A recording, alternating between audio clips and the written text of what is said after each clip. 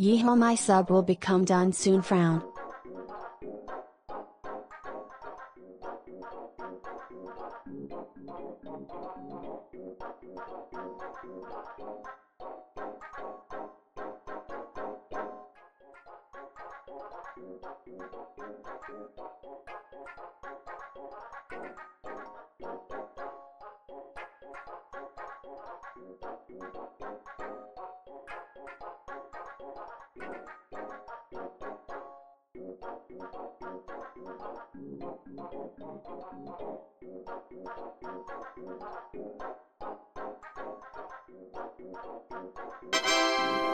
Dan Sapman gifted a tier 1 sub to Scaver.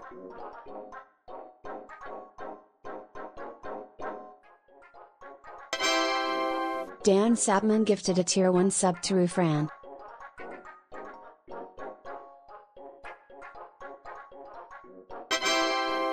Dan Sapman gifted a tier 1 sub to Rainbow.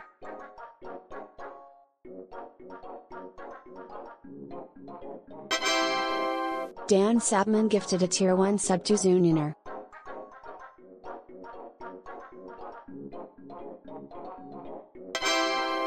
Dan Sapman gifted a tier 1 sub to Washcloth.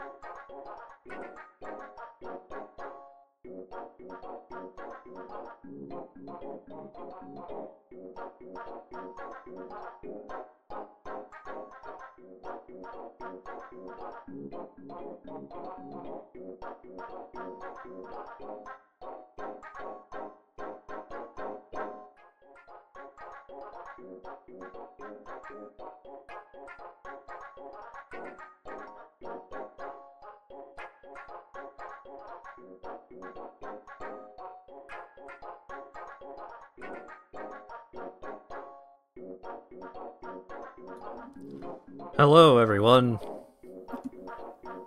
The PNG tuber is broken today, so we've got the backup going. And also there is a huge thunderstorm going on outside. But I'm sure that will not cause any problems at all.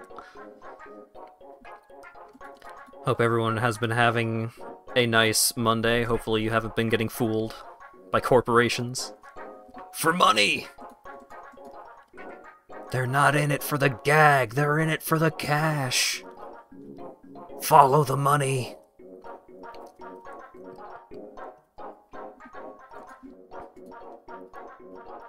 This dub is hard to follow.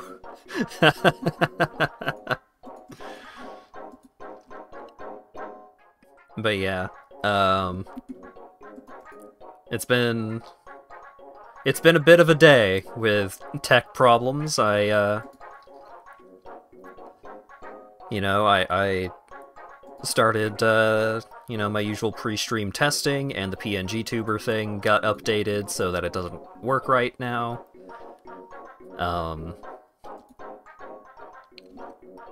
I also booted up Dragon's Dogma 2, which was what I was going to be streaming today, and then it started compiling the shaders again, which took like 20 fucking minutes last time or the first time I did it. And it's been stuck at the first little bit for a while now, but I mean, it was kind of like that the first time I booted it up, so it's probably fine. I don't know. Anyways, yeah, so we're just gonna be hanging out for a bit while we wait for Dragon's Dogma to finish compiling its shaders. Thanks again to Neo for the resub and Dan for the 5 gift subs. And thanks to this bottle of water for hydrating me. Compiling is supposed to happen before installation, not after. Yeah, you would think. Alright, so let's do that, and then... yeah. So, as you can see, I've got the, I've got it, like, super low opacity right now. Let me... Where's the filter? So, like, bam. So, as you can see, we're compiling the shaders right now, so we're just gonna leave that, like, low opacity, but just enough so you know it's there. While I play a little bit of RuneScape. I've been working on my agility. I've been hanging out on the rooftops for a few hours now. I've done almost 670 laps of this rooftop course. I've got 166 marks of grace. I currently need 205 marks of grace, and then I will have enough for full graceful. So I'm not sure whether I'm gonna hit 60 agility first, or if I'm gonna hit, or if I'm gonna get all of my marks of grace first. But I guess if I hit 60 agility, I may as well just go hang out in... It's Sears Village rooftop course that you start at 60, right?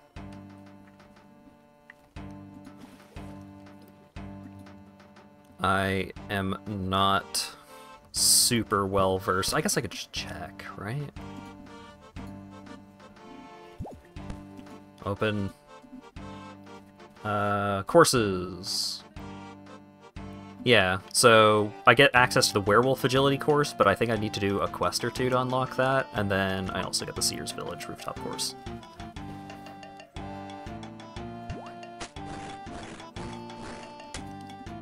Ooh, mark phrase.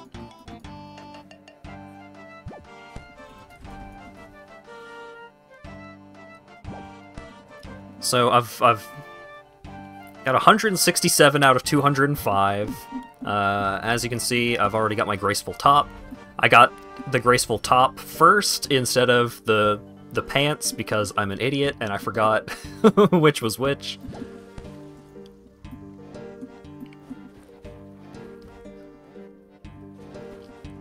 But yeah, I've got once I get 205 marks, then I'll be able to afford the rest of the graceful outfit, and that'll be nice for quests where I don't actually need to equip real armor or anything like that. Quests where I'm just running around doing stuff, or if I'm just, you know, doing some kind of activity where I don't need any other kind of specific gear or anything like that.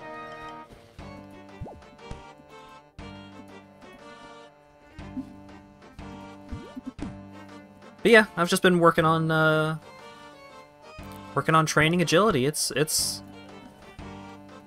fine, you know, like, it's certainly not the most exciting gameplay out there, but just being able to, you know, have this going while I'm working on something else, like if I'm getting a VOD uploaded, or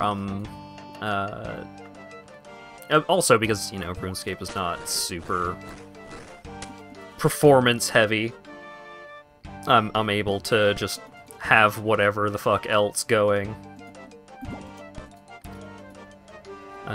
while I'm just occasionally clicking on these green cubes to gain that agility.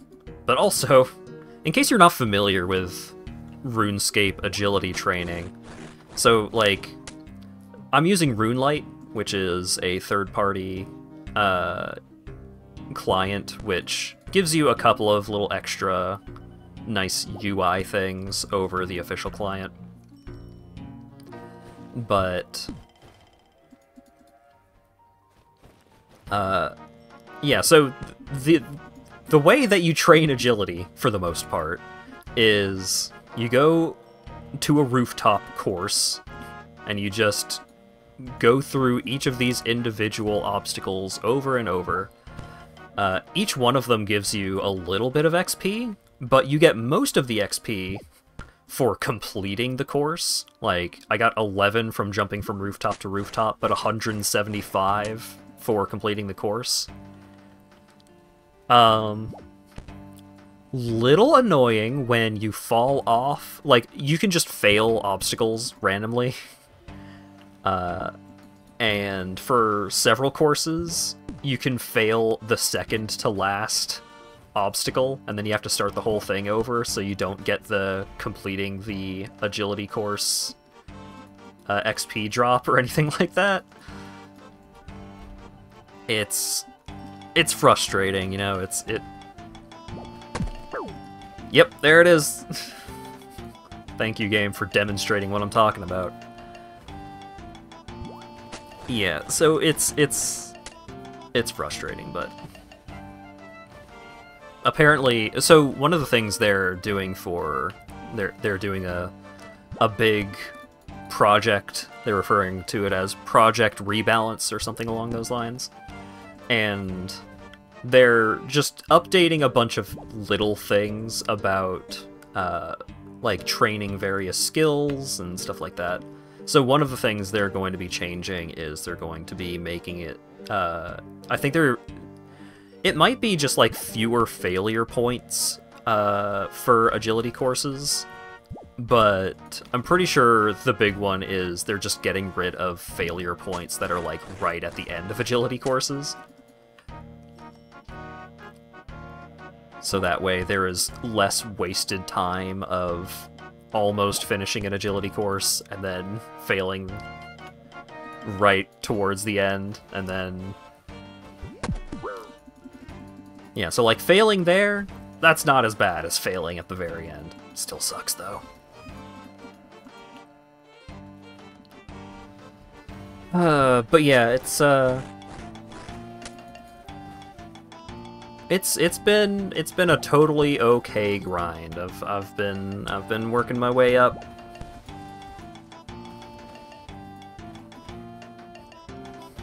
$673 course completions. Not bad at all.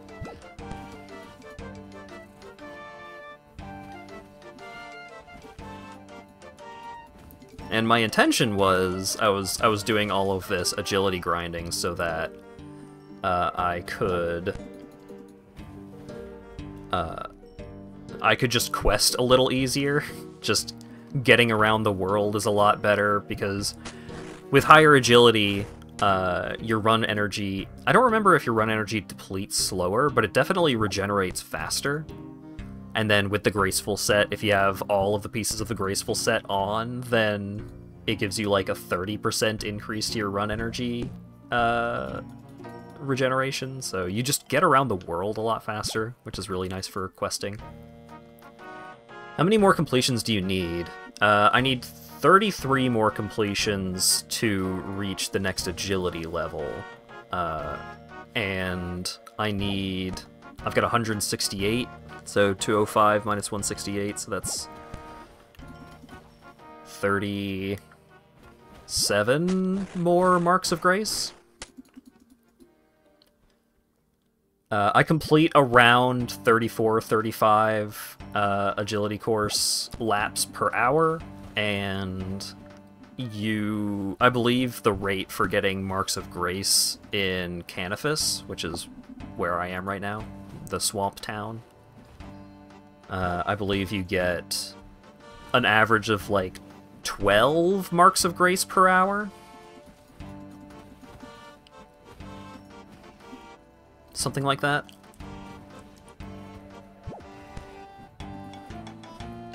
So maybe at some point I'll take a break to do something other than agility course laps, but you know, it's nice. It's nice to just hang out and relax and just do loop-de-loops.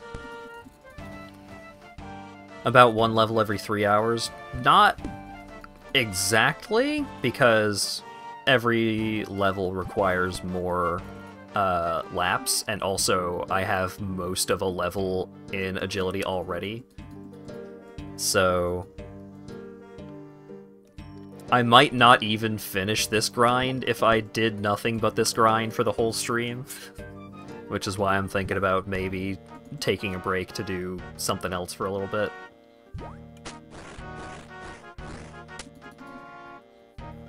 Yeah, well, part of it is there are faster ways for me to increase my agility right now, but this is overall the best way to get to level agility and get a bunch of Marks of Grace. So, like, I think the rate between the two different grinds will average out to be something like... How is the new skill in the RuneScape? Sailing isn't out yet, but they are adding sailing, which might be cool. Right, so I will probably get to around 60 agility by the time I get enough Marks of Grace to get my full outfit. Didn't they add one to RS3? This is not RS3. This is OSRS, Old School RuneScape. I stopped playing RS3 because I got sucked into Old School RuneScape because of the leagues. Marks of Grease. You gotta be slippery if you want to be agile, I guess.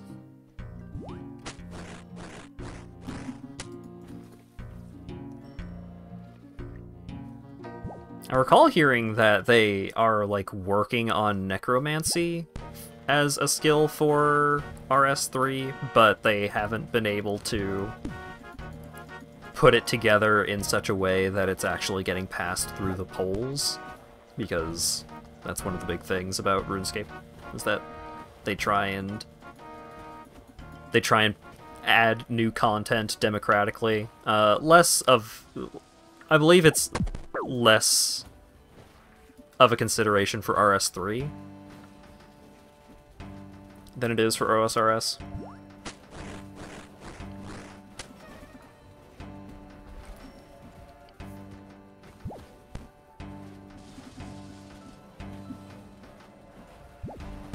RS3, they'll just put whatever the fuck in there, but they will try and pay attention to player feedback.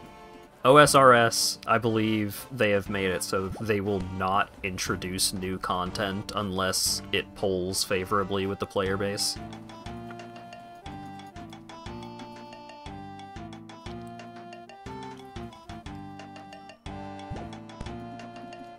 Which, if you believe, like, stereotypes about the kinds of people that play old school RuneScape, you would think, oh, then they just never add any new content, because people just want to play the exact same game they played like a decade ago.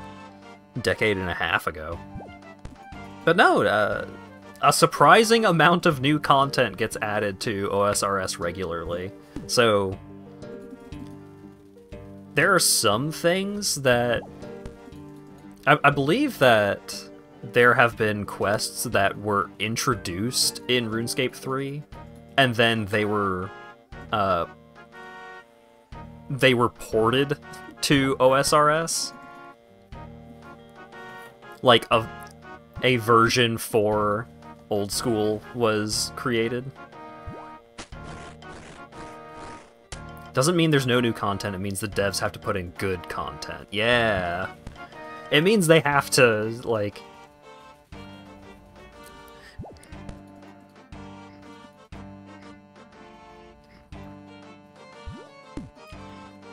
It encourages them to, at the very least, pitch their content to the player base to judge reception, instead of just throwing, like, hey, here's some new content, and then, if the players hate it, then rolling it back.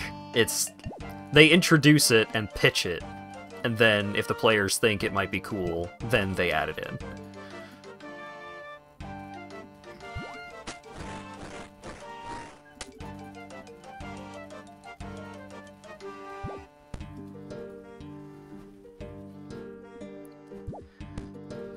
But yeah, it's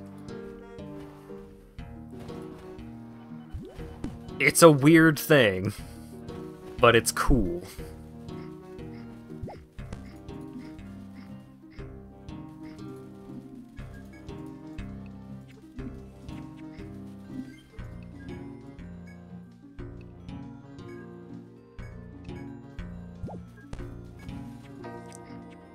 Between how slowly RS3 sees updates and how low quality the updates have been recently and how polished and quick the OSRS turnaround has been, it's like there's no question which is the better game. So, there's still a lot of things that I miss about RS3 as I'm playing OSRS. Just a lot of quality of life stuff.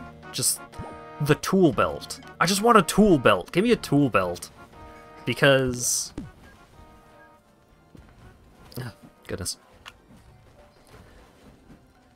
Like, going out to do a thing, and then having the game remind me, just like, oh, you can't do this without a hammer. Oh, okay. And I go back to the bank, and I get a hammer, and then I come back, and I try to do the thing. Oh, you also need a chisel. Ugh.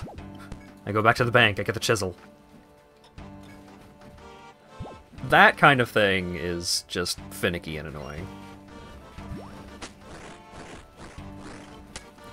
But I will admit that there's a lot of cool and good content in OSRS. It also helps that, you know, there's some good content creator, like, good big-name content creators for OSRS that, like, I mean, Settled. You know, if no one else, you've got Settled, who did Swampletics and Tileman and stuff like that, where you can see that kind of content, and then you see that kind of content, and you're like, oh, that seems neat. I can kind of see the appeal, and then you could try it out for yourself. And not doing it with all of the restrictions that they do is just like, oh, okay, then it you know, there's less of a challenge, but through them you can learn a lot about the game and a lot about what makes the game appealing. Like, you could see someone enjoying the game, and then you try it out yourself, and it's like, oh, I get it now.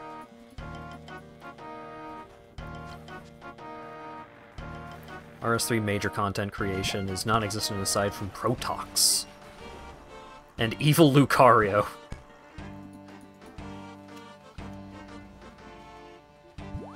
Top-end RS3 PVM, which is incomprehensible if you're not at that stage. Endgame RuneScape combat is... You watch someone doing it, and you're just like, oh, okay, I think I get it. And then you try some of it for yourself. I did some, like, endgame PVM style content during leagues, because, you know, I was able to actually get to that point within a reasonable amount of time. I think endgame RuneScape combat sucks. I think it's bad and not fun, because style switching and prayer switching is not good, in my opinion. I think I think those aspects of endgame RuneScape content, it is a combination of a knowledge check and, like, menuing skill. Like, it doesn't feel like there's a lot of mechanical skill that you can get better at in a way that matters before you get good at just knowing which prayers you need to switch to, knowing, like, what gear you need to switch to, and being able to, like, swap between all of these menus and just, like, click between all of these different fucking prayers at exactly the right times. It's like, you don't need to be super precise. But I don't think that kind of thing is fun to do?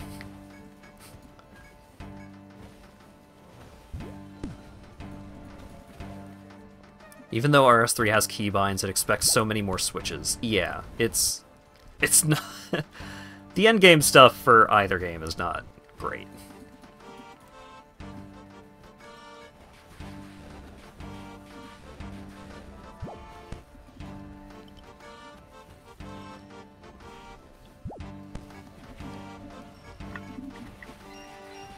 But I think you don't really need to engage with that stuff, or even intend to engage with that stuff, in order to have a good time playing RuneScape, if you are the kind of person that can, like... If you're the kind of person that can just sink into a grind of just, like, I'm just gonna hang out, I'm gonna do rooftops, I'm gonna be watching, you know, YouTube videos, and just occasionally clicking. It's not an idle game, which is not great. There's a lot of things in this game that I feel would be better if they were more idle. Like mining. I feel like mining is a huge pain in the ass, because you have to constantly be clicking, or you have to be regularly clicking, but at irregular intervals.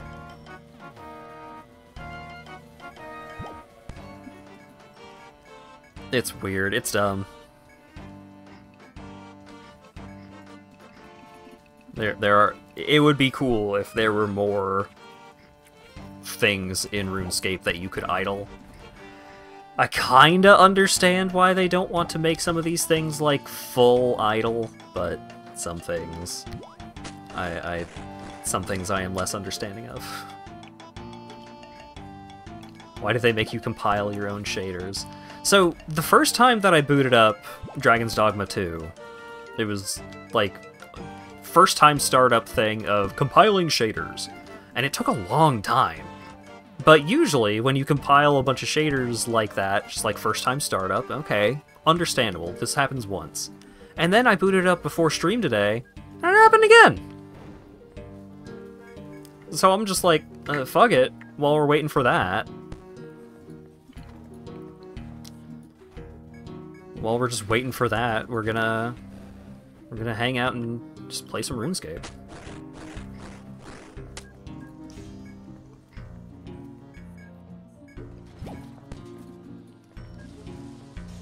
Recompiling shaders after each update is common, I guess.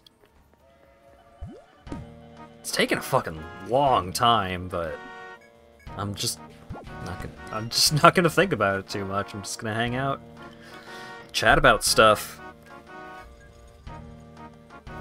Oh no.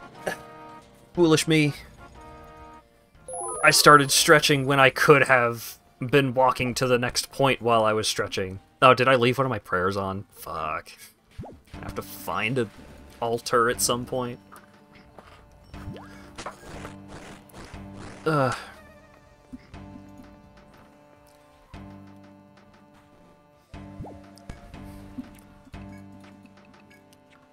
Planning on making flan because you got eggs to make marinated eggs and forgot. Alright. I am curious what a non-burnt caramel flan tastes like. Because I've just never had flan. Flan. Flan.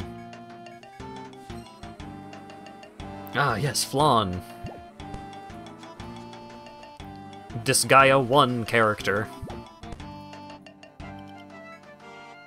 This Gaia 1 character.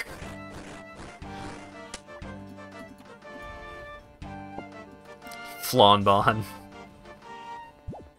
This time I won't burn the caramel, I'll burn the custard. Oh no.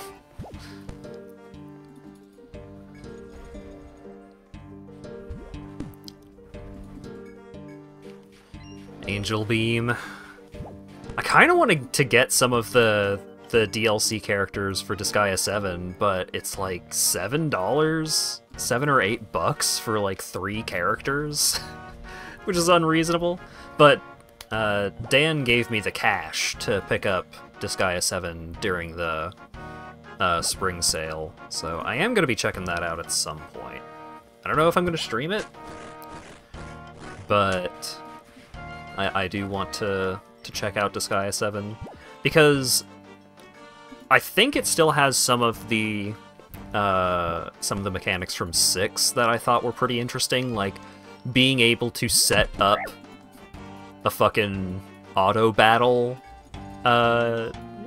You're basically like setting up a gambit and just automatically completing a map over and over, and I'm like, how do they balance for that? That sounds crazy.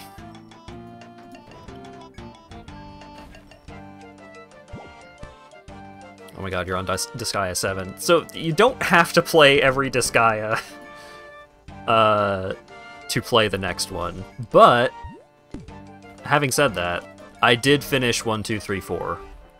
Yeah, I finished 1, 2, 3, and 4. I didn't finish much endgame, or like post-game content in 4.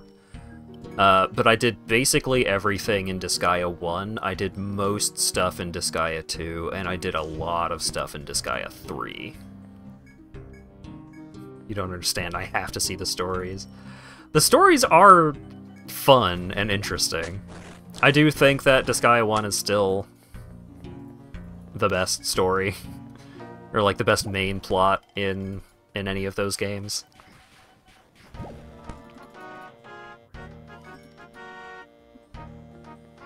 I did 1 and 2 and ran out of life before finishing the post-game stuff. Yeah. I will let people know what I think of 7. I thought 5 was pretty solid overall. I don't remember if I finished 5. But the mechanics seemed alright. I'm not really in the mindset to get into a Disgaea game right now. I've mostly just been, like, when I'm engaged with something else, like a tabletop, or just, like, I am not mentally prepared to actually engage with a game, then I've been playing RuneScape. When I want to play something for, like, an hour or two, I've been playing more Final Fantasy VII Rebirth. I'm getting towards the end of that. I have hit a point in Rebirth where a bunch of stuff, a bunch of side content all becomes available at the same time, which feels like, alright, time to start wrapping up before we get to the the end game. So I'm making progress there, and I've been wanting to play more Cataclysm, but I just haven't been I haven't been able to just sit down and get started on a play session, because I know when I start playing Cataclysm, I'm going to play it for like 3 or 4 hours. Play Unicorn Overlord. I've wanted to check out Unicorn Overlord. Oh, also Lawyer Dog got me to start playing the new Path of Exile League, because if he's actually playing Path of Exile, then I'll usually play alongside him, because it's fun to do so. But yeah, I've just been really split on games lately, and there's a bunch of games that I want to play. Like, I kind of want to go back and find all of the drones in Trepang 2 to get the true ending, because that game is just a lot of fun to play, but I got a lot of game to play right now.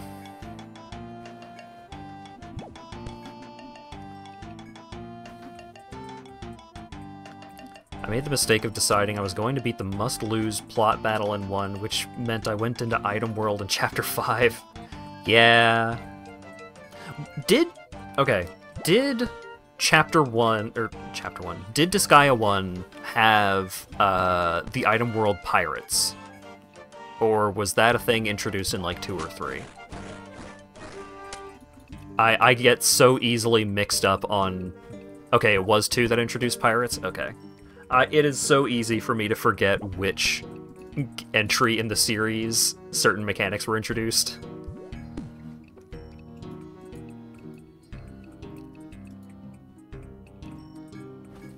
I got spoiled on one of the games by fighting the bonus boss in the Prinny game. The Prinny game is based in Disgaea 1.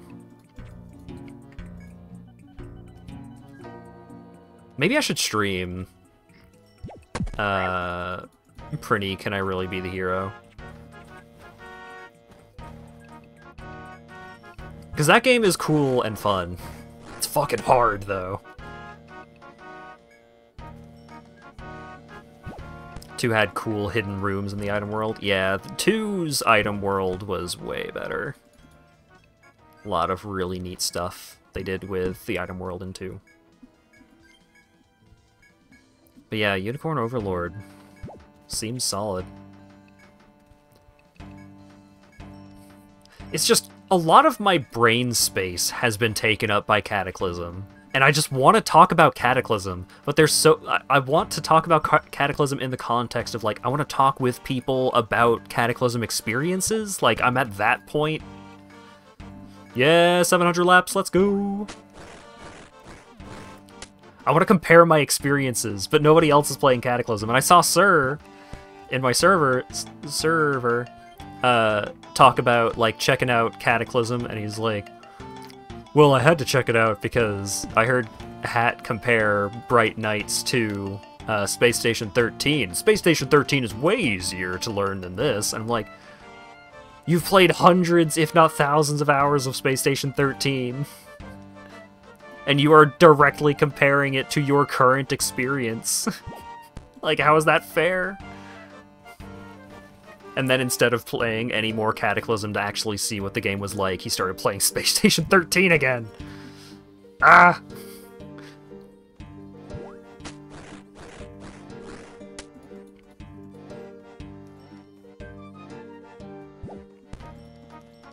Unicorn Overlord sold over 500,000 units? Hell yeah. Good for them.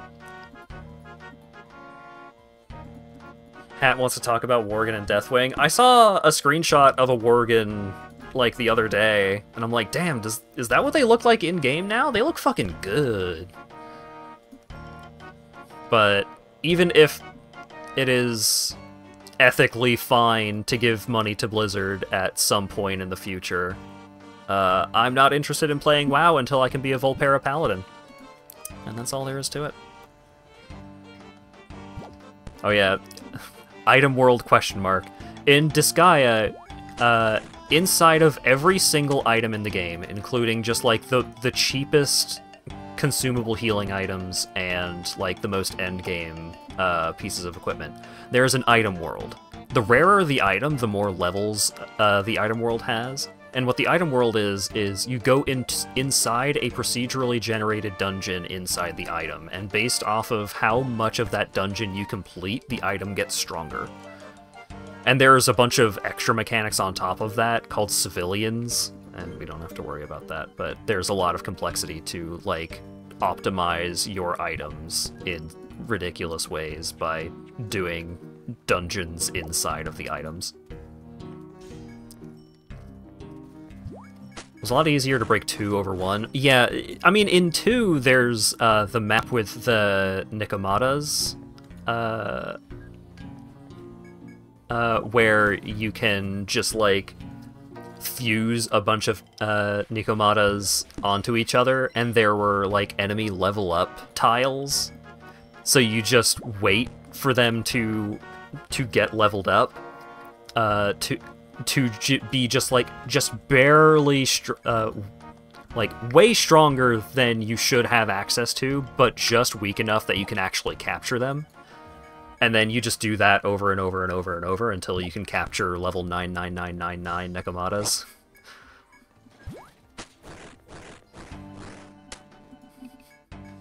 It's dumb. I mean, you could break all of the Disgaea games like that. Those games are just silly. The teacher wants you to come to school for a test.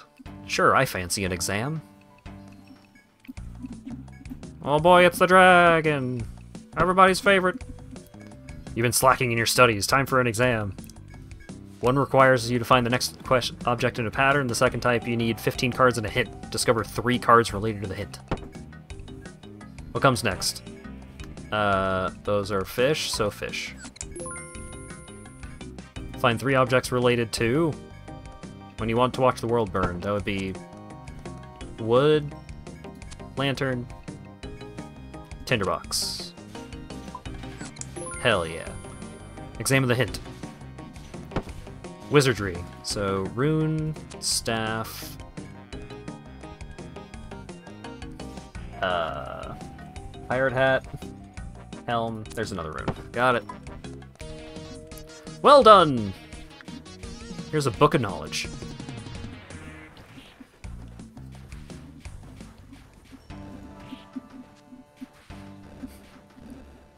Yeah, I never checked out Phantom Brave either, or La Pucelle, but those games do have character cameos in the Disgaea games. My only Space Station 13 experience was murdering 4 people with a fire extinguisher because I tried to help put out a fire. Yeah, that sounds like Space Station 13.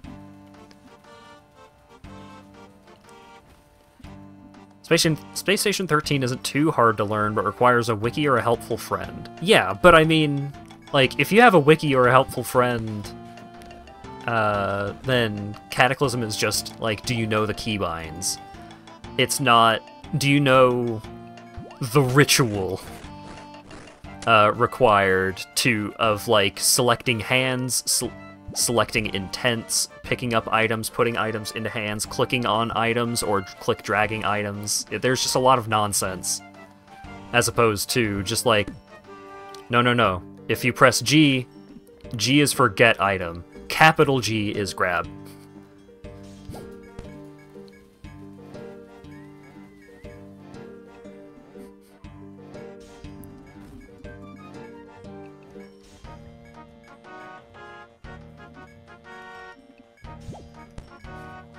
I have also watched the Seth Zinch video on Space Station 13. Level 58, let's go! The time is just flying by.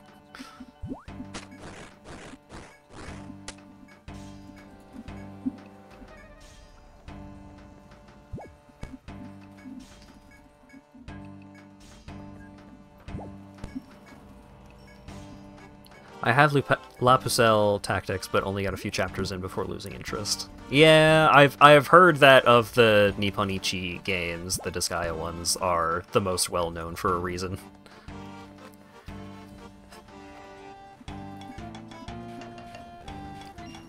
I keep watching Seth videos, even though I know I probably shouldn't, because they're just gonna poison my brain in some way. And it's like, every now and then there's something really funny in one of those videos, and then immediately afterwards it's just like, oh, you shouldn't have said that. Why did you say that?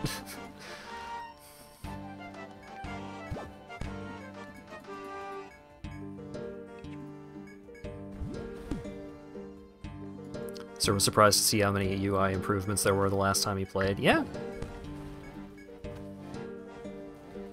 I'm not saying that Space Station 13 is so impenetrable and so, like, overcomplicated and difficult to learn, just, like, as a baseline. Like, yeah, it's tough to learn, but if you have help, of course it's going to make it easier to learn.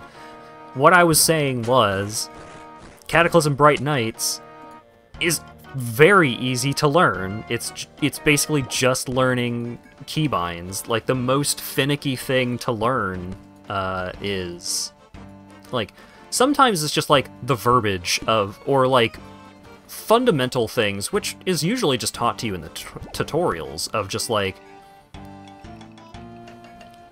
the idea of, how do I put in a new battery into a flashlight? Well, you reload the battery. You put in the battery, just like you would reload a gun by putting in the ammo. You reload the battery, but you reload the flashlight by putting in a battery. The vehicle stuff is the most complex stuff in the game, for sure. But even then, a lot of the vehicle stuff is, like, a lot of that stuff makes sense. Like, it's very... Overall, the game makes itself very learnable. Right? And I think that is something that Space Station 13 struggles with, of... Sure, like, you can learn some fundamental actions, but how those actions are used in context becomes a lot harder to, like, learn the ins and outs of, as opposed to just learning a couple of keybinds. And even if you don't, like, even if you're not good at just memorizing a bunch of keybinds, and I'm not great at it myself, then, like, it gives you a big list of keybinds that you can search through. You can search for specific actions in the keybind menu, and also you can just bring up a menu that will take you through, like, various categories of actions. So you bring up a menu, and it's just like, oh, interact. What all kinds of actions do I have for interact? And it's usually, like, you know, you bring up interact, and it's like, oh, this button is throw, this button is shoot, this button is pick up, this button is grab, and so on. And it just shows you all of those. So you can just use those actions through that menu, but that menu will also show you what the keybind is to take the action. That kind of stuff is why I am of the opinion that Bright Night, like Cataclysm, both Bright Nights and Dark Days Ahead, are generally pretty straightforward to learn. Because it's not like a lot of older,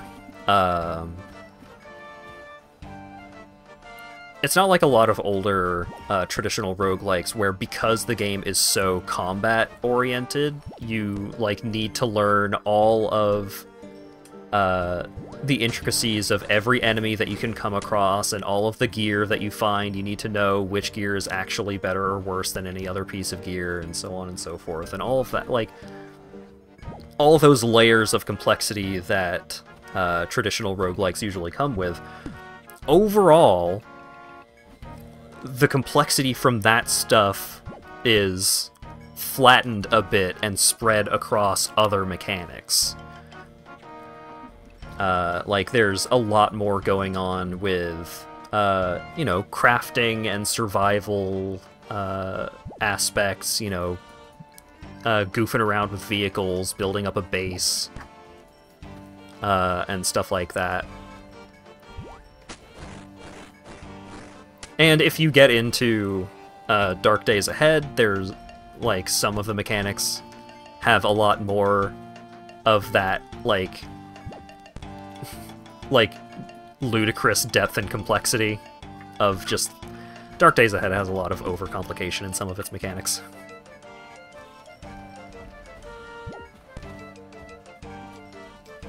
Trying to remember what you were having trouble with, but couldn't build something that was needed for a whole lot of other things, and it prevented you from playing more of the game. So, if you're referring to Cataclysm, then... a lot of things will tell you how to do the thing. There are a few situations where I have come across, like, trying to do a thing, and it didn't work the way I thought it did, so I looked it up. And I feel like that kind of thing is just going to happen naturally in a lot of that kind of... Like, that happened a lot in Zomboid, like Project Zomboid, which is the game that I compare closest to Cataclysm overall. But I'm not saying that... I wouldn't want to imply that Cataclysm Bright Nights is easy to just pick up and go and just know everything that you're doing. Like, it's... With a lot of games like that, both like open-world survival type games and also games based off of roguelike mechanics, because a lot of those just have a lot of depth and complexity of mechanics. A lot of that, a lot of learning how to play the game is not getting mechanically better at doing any individual action, it's learning the things to do, right? And all of that is always going to require some kind of investment, but that's part of why I kind of want more people to play it, so that I can talk to people about, like,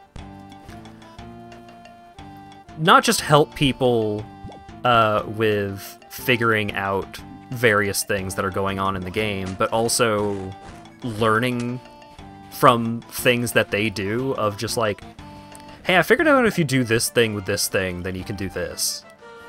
And stuff like that.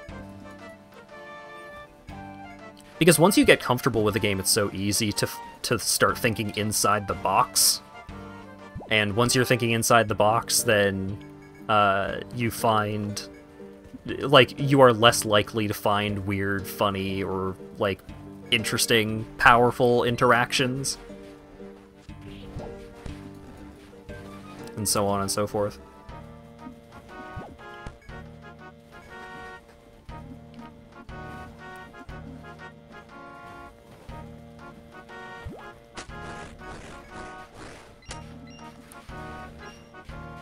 Less about how much meta knowledge you know, but more about what you choose to focus on. So, the game is structured in such a way that you are fairly naturally going to just come across a lot of the core mechanics just by, like, the natural progression of playing the game. Like, after you do, if you do the tutorial and you learn about the basics there, then when you actually get into the world, then learning about all of the mechanics is just going to be from, like, oh hey, is this car intact? Can I drive this car? No, I can't drive this car. Why can't I drive this car? What's missing? And it's like, oh, it's missing an engine, or the engine is completely obliterated. Or it's missing wheels, or, like, the steering wheel has been ripped out of it. Like, it's just missing the vehicle controls part. And it's like, well, this car is in perfect condition, except for the broken steering wheel. Can I make a steering wheel? Can I take the steering wheel out of another car? And you can. You can do both of those things.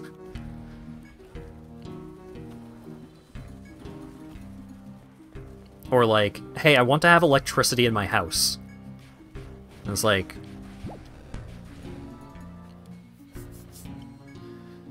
The basics of electricity are, if you want to have electricity in your house, you need to have a source of electricity and a way to store electricity. So, you get all of the parts and the skills required to build a storage battery, and then either you find solar panels, or you just find a house that already has solar panels on the roof, or you find, or you build a way to plug in a car into your house's electrical circuit, and then your car is just powering your house. And your car doesn't have to be like an electric car. You could just have a pickup truck with a V8 engine, but the engine is generating electricity, and then you have that electricity being pumped into the house. But then you need to keep the car fueled up. But if you have a car that's run by solar panels, then you can just plug that into your house, and it's like, during the night you're not going to generate electricity, but your car, like, if your car has enough intact solar panels stuck to it, then it'll generate enough electricity during the day to run whatever you need for your house for just, like, 24/7 functionality. You know, have your fridge going, have your oven going when you want to cook or reheat some food. Can you turn the vibe into a weapon? I'm pretty sure if you just wield the vibrator as a weapon, then it is a weapon. I don't think it's a good one, but I'm pretty sure... Well, I mean, you can just... Anything you can hold in your hands, which is wielding, you can try and hit a zombie with it. How good it's gonna be at hitting zombies? For most objects, probably not very. I appreciate the game lets you rebuild more than Zomboid. And there's also mods that you can install for Bright Nights that, like, give you access to more high-tech stuff or, like, magic. There's an entire magic expansion built into a mod. So in one of the characters that I had played recently, because I keep, like, adding 1 or 2 more mods and then starting over, which I need to stop. But one character I found a book of necromantic summoning or something like that because I had the magic mod installed, and it was a book that let me reanimate zombies as minions. I was like, oh, that seems pretty cool.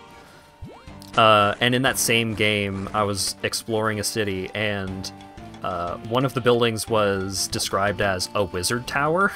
And I was like, what do you mean a wizard tower? And I went over, and it was indeed a wizard tower, and it was being guarded by a plastic golem, which is a golem made of plastic. And that golem absolutely annihilated any zombie that got close to the tower.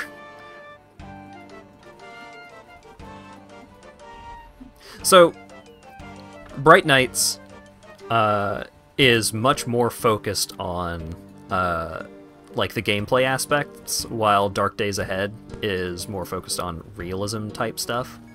So, Dark Days Ahead has vitamins that you have to consider. You have to, like, try and keep your character going on a balanced diet, which can be annoying. But also, the electricity system is much more complex of, like, in order to install some, like, an electrical appliance in your house, you can't just plug it into the wall. Oh no. You need to, like, tear part of the wall open and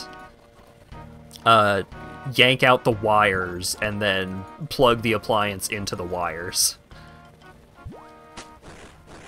People like you are why the zombie apocalypse started. Become a necromancer after finding a book. Look, the apocalypse started because of aliens, either I'm pretty sure they were interdimensional, not extraterrestrial, but they could be both.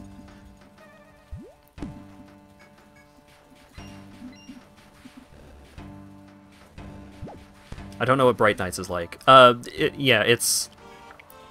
I don't remember where I had come across Bright Nights in the first place, but when I was first getting into Cataclysm Dark Days Ahead, I saw people talking about Bright Nights, and then I asked a friend who knows about roguelikes, and I was like, hey, Dark Days Ahead or Bright Nights, what do you think of the comparisons between the two? And he was just like, Bright Nights is more gamey, Dark Days Ahead is trying to go for more realism. And I saw this firsthand when I started getting into it. When I switched, because in Dark Days Ahead you have, like, you don't have a tool that's just good at cutting. You have a tool that is good at, like, 3 or 4 different kinds of cutting. And it's like, oh, you can't use a hammer for this hammering activity. You need a soft hammer for this activity. Oh, okay. And Bright Knights just takes out a lot of that needless complexity. Make sure you match your grid frequency and phase with your generators. Yeah, no, you don't gotta worry about any of that.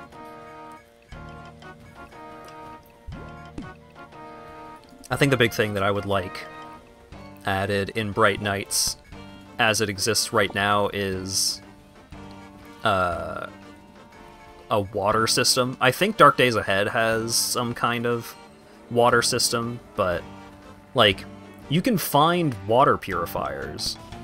So it would be cool if I would be able to like hook up a water purifier to my water system and then just, you know, go around and find sources of water and then dump that water into a tank that goes through a filter that I can then access from the various sinks in my house.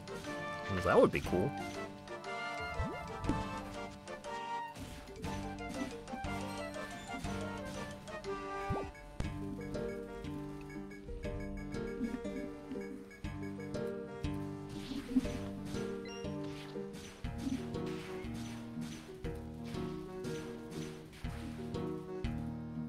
Options.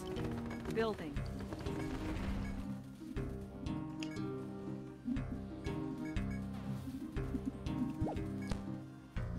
But yeah, I'm just having a great time with Bright Knights, so if people are interested in trying out that kind of game, I would be happy to talk about it on the Discord. And it's not like I know everything about the game, but there's just a lot of cool things that you can come across and that you can do in Cataclysm that I think it's worth checking out if you're even like a little interested in that kind of thing. But I totally understand people that are not interested in learning fucking learning keybinds, or they just don't deal with like the top-down tile-based, turn-based kind of thing. But if you like Project Zomboid, it's kind of like that, except turn-based. Woo!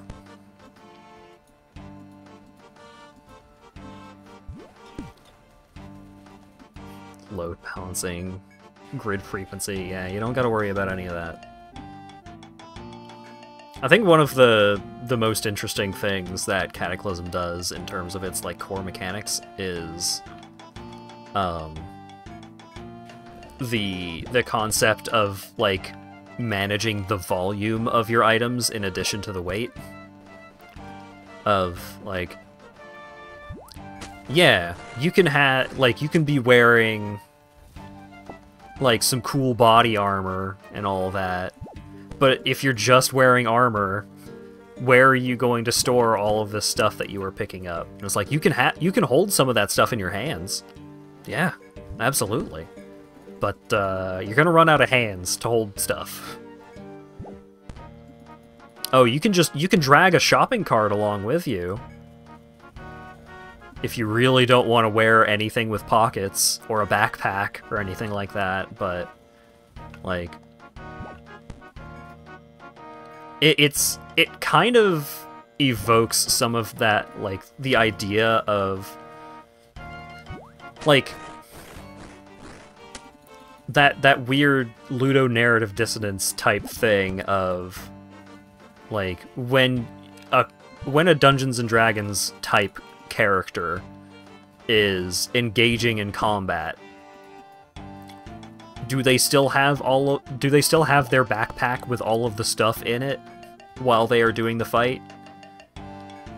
Would that mess you up with combat? Like, you're carrying a lot of stuff on your back. Would it be easier to just drop your backpack and then go do a fight?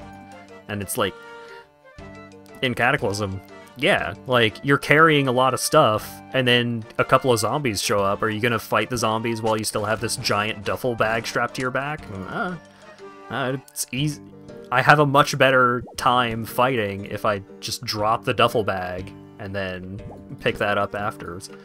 Bright Nights currently has a problem where if you drop a container, then the items all spill out of it, which is not a problem in Dark Days Ahead.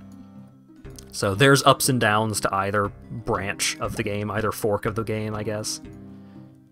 Like, in Dark Days Ahead, if you drop your duffel bag full of stuff, then you can go pick up your duffel bag and it will still have all of the stuff that was in the duffel bag in it. Meanwhile, in Bright Nights, all of the stuff just falls out on the ground. But then, you know, you just wear the... You put the duffel bag back on, and then you just grab all the stuff back up, and it takes, like, no time.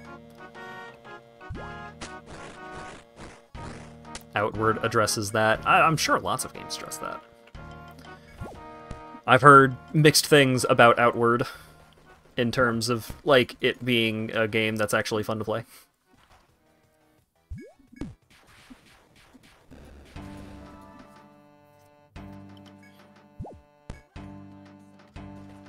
Yeah, like, a lot of people will see a game like Cataclysm and think, and hear that it's like very keyboard oriented, like you gotta learn keybinds and stuff like that. And like this was the case with me. Of you see something like that and you think, oh, it's like Dwarf Fortress. I'm just gonna have to learn how to play a Dwarf Fortress ass game, and no, thank goodness, but no. Dwarf Fort. So fucking many different, like, sub-menus you have to navigate with, like, their own keybinds and shit.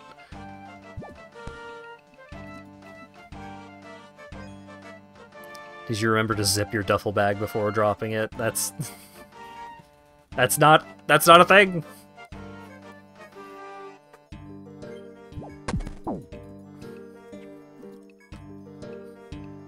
It's got some complex nonsense in there, but not like that.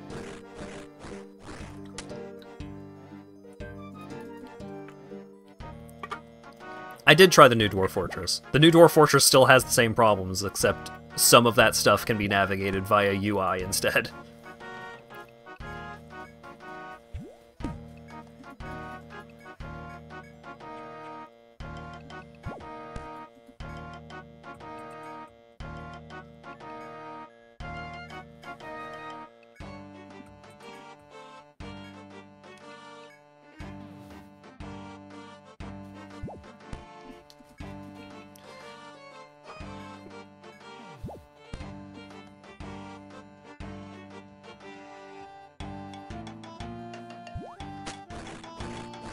I thought it was a world of improvement. Oh yeah, it is. But it still has a lot of the same problems. Like, fundamentally. It's better. But a lot of those same problems still exist. They are just assuaged in various ways.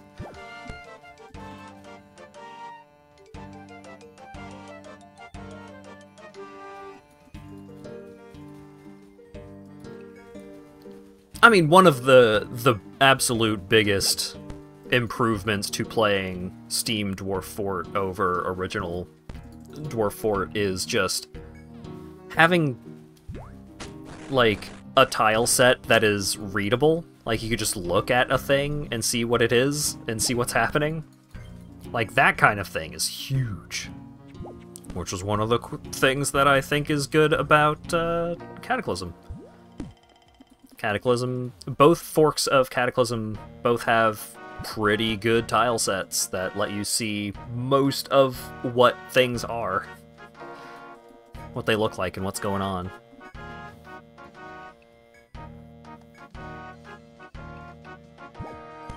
Yeah,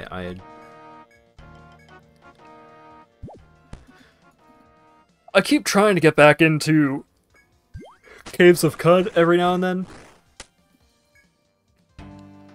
But that one still has some issues with the UI.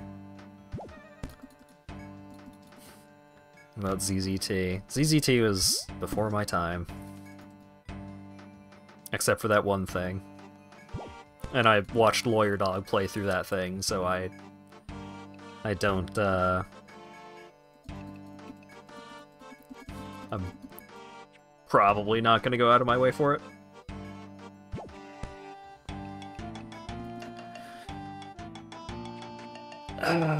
Brogue is too...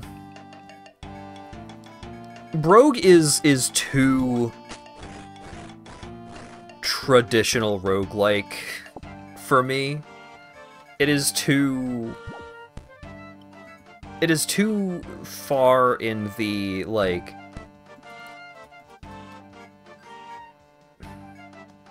I guess hard fantasy might be a way to put it, but that's not exactly... That's not exactly what I'm looking for. But... I wasn't able to get into it. Cogmind, I mean, yeah, Cogmind seems cool from Dosh's video. But I think a lot of the mechanics that he described in that game as, like, things that make that game... things that would make that game cool are not things that I'm personally looking for in games, just in general.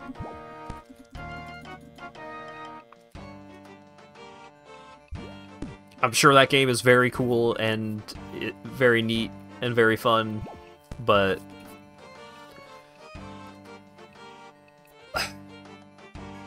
I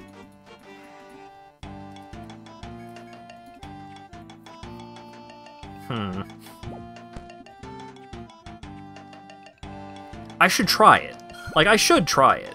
Just to keep my borders, my horizons expanded. Just so I can see for myself what it's like. It's just... It's hard for me to... It's hard for me to try and play all of the games that I want to play, and the ones that I want to play for, like, academic reasons, I guess, end up getting pushed down the priority list a bit.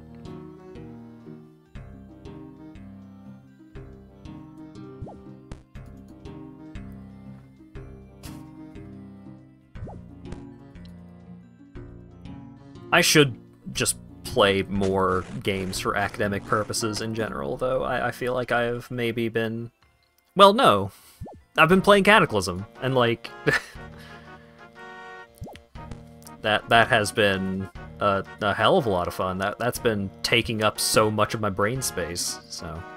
I guess I just need to wait until my brain is kind of done with Cataclysm to try and get into something else that might get my brain all riled up in the same way.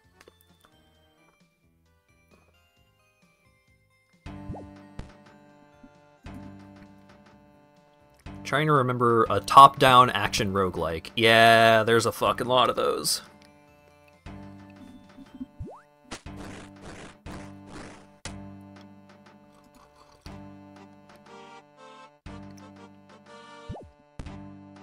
Thought about playing some more Brotato recently, because I watched a video about Brotato.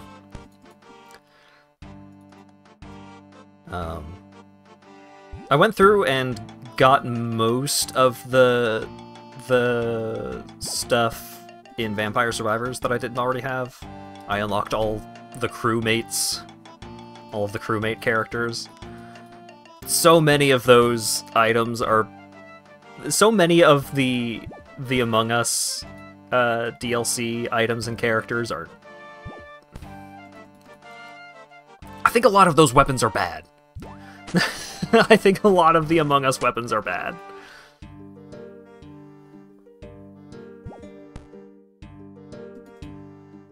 Much more traditional roguelike than roguelite, complex item interactions and no meta progression. Yeah. One of the things that I do enjoy, one of the things that keeps me engaged with Cataclysm, I think, is all of the different skills that you can level up. And the ways that leveling up those skills improve your character and, like, the potential for the things that you can do in the game. I think all of that stuff works out really well. Because there's also, like, the ability to do a bunch of things that you can just try to do it even if you aren't good enough at it, and usually there's some cost of failure if you're not good enough. Like, if you try and craft a thing that requires a higher crafting skill than you have, then you risk, like, breaking some of those materials that you're using, and then it's like, if you had exactly enough materials and you wasted some of them, you need to go out and find some more. But if you have all of the skills necessary, then you will never waste materials on doing those.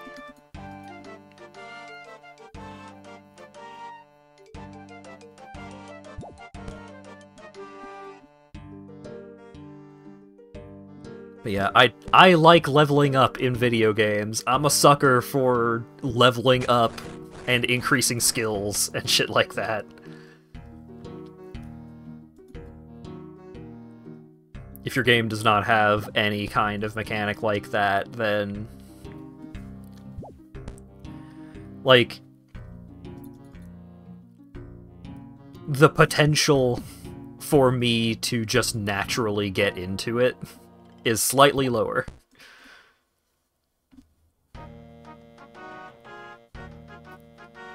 Thought Nuclear Throne was really well-designed roguelike, but it's not the kind of game I'm very good at. Yeah, I like Nuclear Throne a lot. That game's a lot of fun. It's a lot.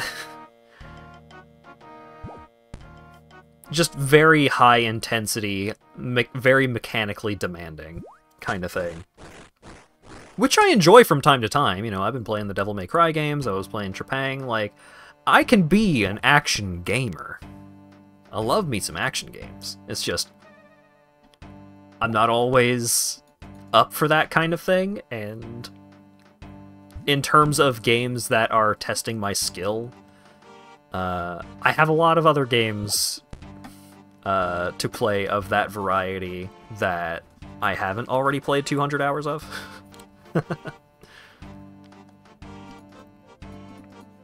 Yeah, Heat Signature is one that I wanted to check out at some point. I think I may have bought it on Steam sale at recommendation from Colin Space Twinks.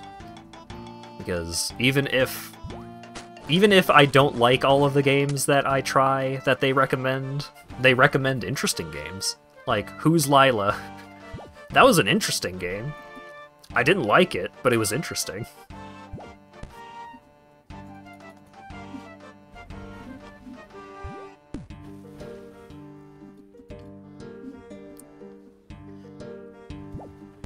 Cave Blazers. I actually played a bit of Cave Blazers. I didn't really get into it. I thought it was neat, but I didn't really get into it. Sorry, Ann. Played lots of Dungeon Crawl Stone Soup. So there have been... it keeps happening. I keep wanting to get into roguelikes, like more traditional roguelikes, because I think those kinds of games are really cool. But there are so many that are so rife with just knowledge checks, and knowledge checks that you don't know you are being tested on. Of just like, ooh, a new enemy type, and then you just die instantly because it was a cockatrice and you were looking directly at it, or you touched it physically, or anything like that. Just like, and then, you know, 2 dozen hours of gameplay just down the fucking drain, like that kind of thing makes a lot of traditional roguelikes so hard to approach. But yeah, DCSS had a lot of design changes, which I feel went over quite poorly with the fan base, so I don't hear a lot of good things about it nowadays. And then, you know, NetHack, one of the absolute classics, but we've certainly come a long way. Yeah, I'm sorry, the floating eyes. You know, I was getting NetHack and DCSS mixed up. How could that happen? DCSS is one of the games where you can look at things and be told exactly what they can do. Yeah. It's just, a lot of traditional roguelikes are very mentally burdening, I guess would be one way of putting it. because it is turn-based and because you have access to so much information, the game expects you to be putting that knowledge and putting, like, the advantages of a turn-based game to constant use. And so, if you make a mistake, the game feels like it is less guilty for punishing you for making mistakes.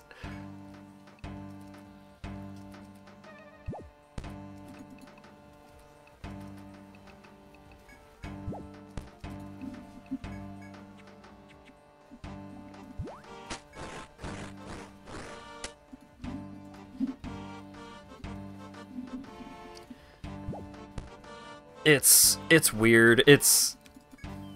Traditional roguelikes are just weird games, conceptually. Also, 750 laps. Woo! 250 more, let's go! I probably won't need to do another 250 laps. I will hopefully be moving on to, whatchamacallit? Sears Village before that point. But also, once I get all of my marks of grace and all of my agility levels, then I can do something else.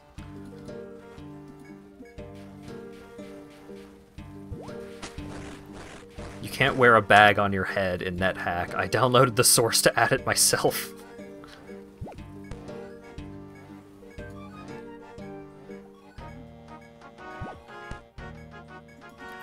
You have to write in NetHack, you have to write mental scripts that stop you from doing any of the million things that kill you by accident, when in any other game it would ask, did you really mean to press one key and jump into the lava? Yeah, that's one of the nice things about Cataclysm, actually, is that when you start playing Cataclysm, it starts you in safe mode. And what safe mode does is, if there is a thing that will hurt you on the screen, or like if there is a hostile entity on the screen, it will stop you from taking actions, and it will tell you, hey, there's a dangerous thing on the screen. If you acknowledge this, then turn off safe mode, and you can turn it back on once the thing is gone. Or you can set it up so that you will just automatically ignore certain types of potentially threatening entities. But for the most part, it's just like, you know, the baseline is, we are not going to let you just hold, you know, 6 on your numpad to just keep walking in a direction and just walk into a horde of zombies and die. We're not going to let you do that by default. You have to turn off the thing that stops you from doing that. And if you spend a certain amount of time in safety of, like, just never encountering hostile entities, it will turn safe mode back on automatically. So you don't even have to think about turning it back on. It's just like, hey, you've been, like, you might have gone on autopilot after spending 2 days just sitting in your house reading books. So we turned safe mode back on, so when a zombie shows up, you know.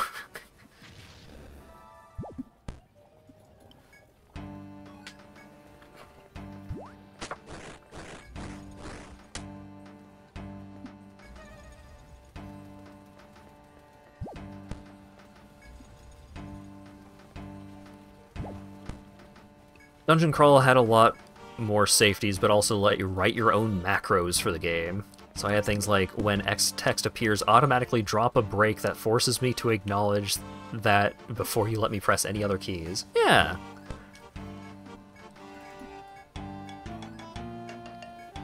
I mean, God knows there were a couple of times in Tales of Maj'Eyal where I met my untimely end because I did not notice an enemy was rapidly approaching me with hostile intent while I was just walking around looting, and then the enemy killed me.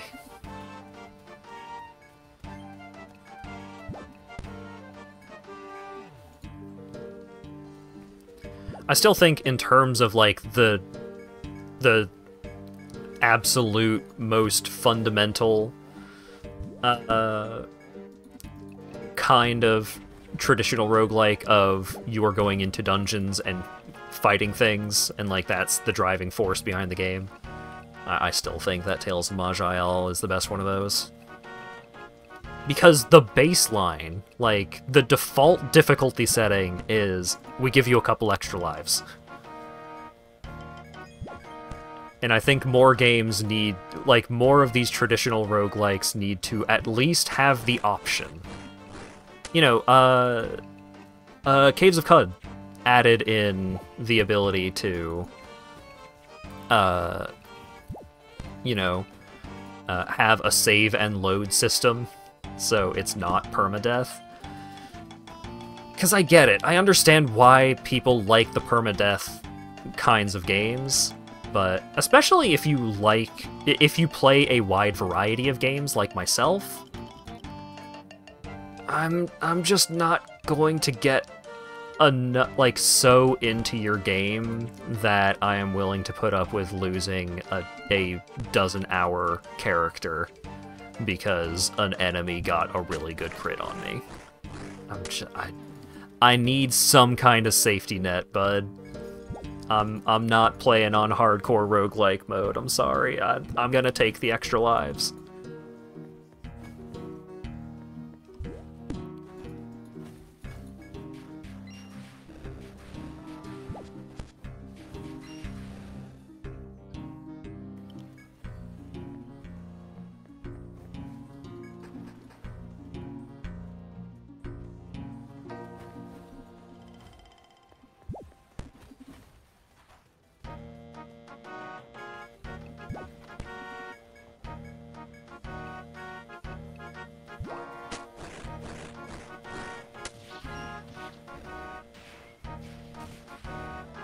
But there's also just a lot of traditional roguelikes that I really appreciate having the experience of someone who knows more than me showing off why it's cool. Because some of these games are so fucking cool. But some of these games, it's just so hard to get that experience for yourself. With Cataclysm, I was able to get that experience for myself, and I think that's one of the big reasons why I recommend it as a game to try out of that genre, of that type, even if you're not typically super into that kind of thing.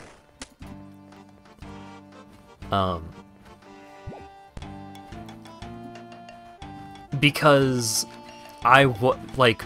you know, within a couple hours of play, you know, 3 hours of play, I already had, like, really cool combat experiences. I had funny, mechanical interactions. I had, like, these grand revelations of the potential of various things that I could accomplish in this game.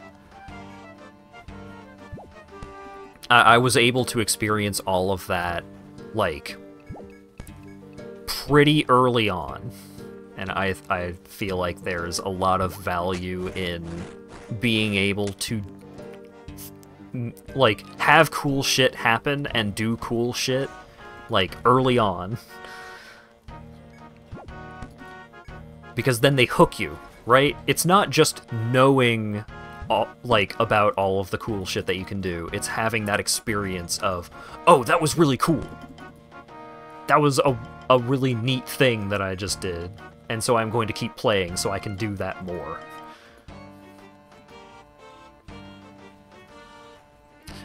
And also, in Bright Nights, there's an option that lets you... there's an option that you can turn on that makes it so when you die, it won't automatically save the game, so you can reload your previous save so you can maybe not die that way. Ooh.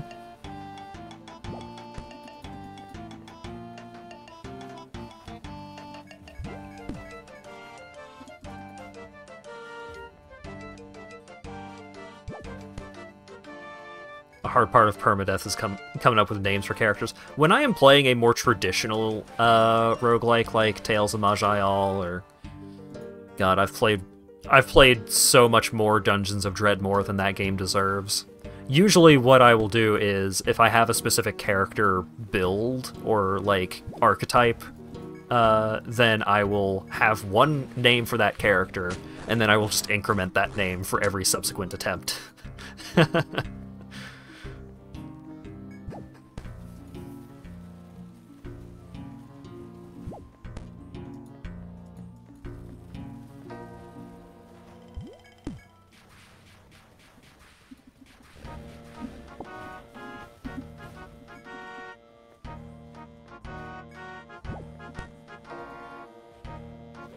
Halt, no. Don't say that out loud.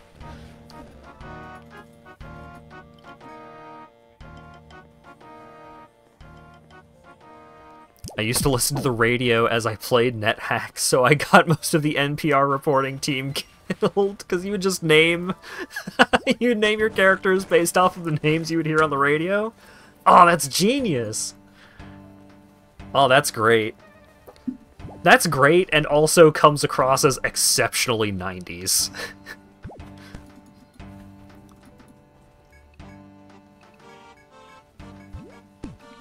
Yeah, it's nice to have games that have procedurally generated names. Or just complete random names, or just like a big old pool of names for, like... I think something that would be cool for Cataclysm is, like, you have, certain pools of names based off of your profession and stuff like that, and maybe that's a thing, and I just never tried to generate a random name, because I always had some kind of name in mind.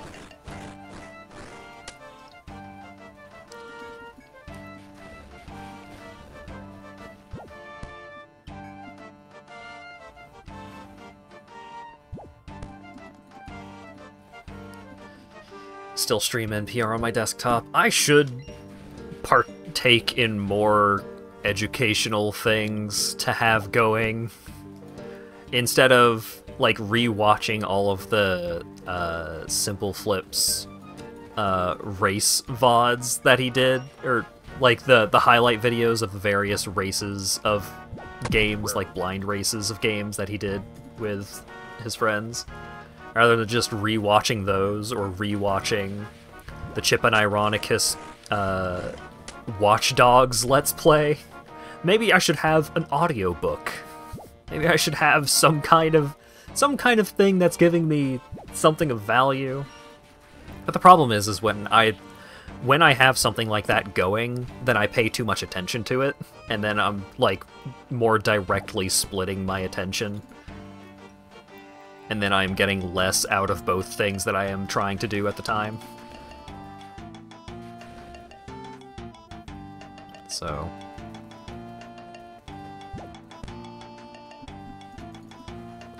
I don't know. I should also maybe just listen to more music. Games is culture, books is culture. It's true. Yeah, I don't really multitask well, but I have to have multiple things going on. I need noise. Like, I need noise, I need, like, on my desk, I have a bracelet that my mom got me for Christmas, and I love this thing, and just goes to show how well she knows me. She got me this bracelet for 2 reasons. Or for 3. 1, because it looks nice, and it does. 2, because it came with a really nice poem. Great, love that. And I'll read the poem every now and then. It's just like, aw, thanks. But also, it has a couple of little spinny doodads on it that I can fidget with. I can mess around with it. And like when we're playing Magic on the weekends, I'll have the bracelet on, and so I will just be like, when it's not my turn, I'll just be fidgeting with the fucking the little spinny bits on the bracelet. So I don't need to have like a dedicated fidget toy of some kind. It's an accessory and it's a fidget thing. Woo. but I also have, like, a ball of aluminum foil that I have gradually been, like, trying to shape more and more into a ball. Sometimes, if, like, a cutscene in a game is going, then I will get up from my desk and, like, I'll do some stretches, I'll do some squats. Like, I have to be doing stuff. I can't not be doing stuff. Stuff has to be happening.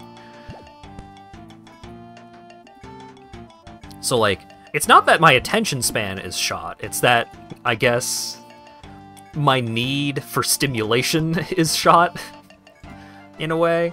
So I gotta have noise going in the background. I have listened to the same episodes of this James Bond rewatch podcast while going to bed so many times, because sometimes I'll be like, oh, I'm gonna listen to something new while I'm going to bed, and then I stay up for an hour and a half because I listened to an entire podcast episode of this new thing because it was interesting and I was paying attention. And because I was interested in paying attention, I wasn't going to sleep.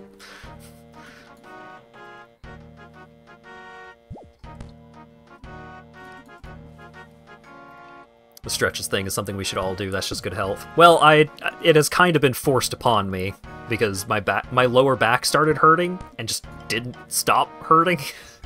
So I'm trying to just deal with that. And it started happening like a week after I turned 30. It's like my body's doing it out of spite.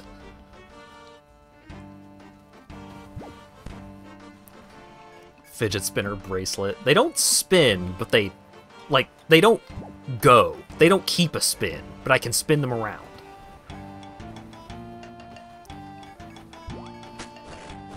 Have the stream on while I'm plugging away at Diablo 4. You could be playing Path of Exile's new league instead. It's way better. You could be playing... Fuck, it's the other game. Last Epoch. That game's also good. But, I mean, I say that just to be like, haha, Blizzard game, point. But I have wanted to try out Diablo 4, just because I'm curious what it's like. Because I played Diablo 3 on launch, and I enjoyed it. I don't remember if I beat it, but it was like, yeah, this is fun.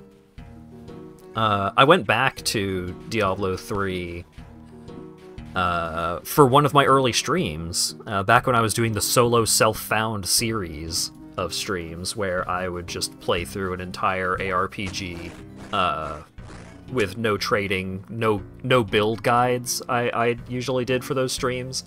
I would just sit down and play through the game. And I played Diablo 3. I played on a league. And the league at the time, I had a great time playing Diablo 3. And I was just like, damn, this game's gotten a lot better. So I keep every time I hear about Diablo 4, I'm just like, man, what if that game's fun? And I'm just so curious about if it is fun, like what about it makes it more or less fun than the other big name ARPGs out at the current time. Because I'm fucking dweeb.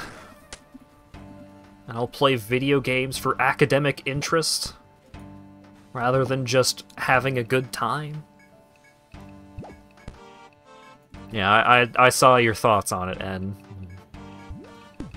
seemed broadly not positive, but I mean, I've got fucking 2,000 hours in Path of Exile. It's a game that I just keep coming back to, so I've always got some amount of ARPG stuff in my brain. Like, that's never going away. So, when there are new ones, I'm interested. Like Last Epoch. Last Epoch, that game is so much fun. So cool the way that they made all of the various builds viable in their own ways. Like, it's funny how, in some ways, in Last Epoch, because the variety of builds are so diverse and balanced, it actually makes some build decisions less interesting, because if every choice is a correct choice, then the rewards for making the correct choice are less than they would be if there were bad choices. Right? Like, I don't think I'm crazy for thinking this. So it's like, almost every option that you have for ways that you can build your character, different builds and different gearing options and all that, if all of those are good, then nothing is good, right? It's weird. I don't know. It's an interesting thing to think about. Syndrome, yeah. The Incredibles, good movie. They got it figured out. More complex and less arcadey than Diablo 3. That's kinda crazy to think.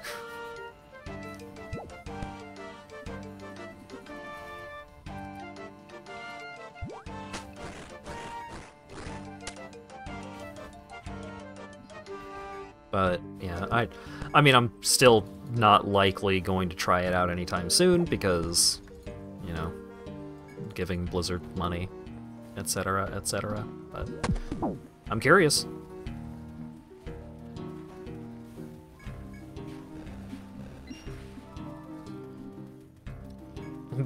Path of Exile is build variety. Yeah, I mean, I'm not comparing Last Epoch directly to Path of Exile because Path of Exile is completely stupid in the level of build variety that you can have. Because even with the same build, there are just like certain itemization choices that can drastically change the way the build operates, and it's not necessarily better or worse than the other options, and it's just, which one do you want? But then there are circumstances where it is better and circumstances where it's worse, and it's just like, oh, if you know,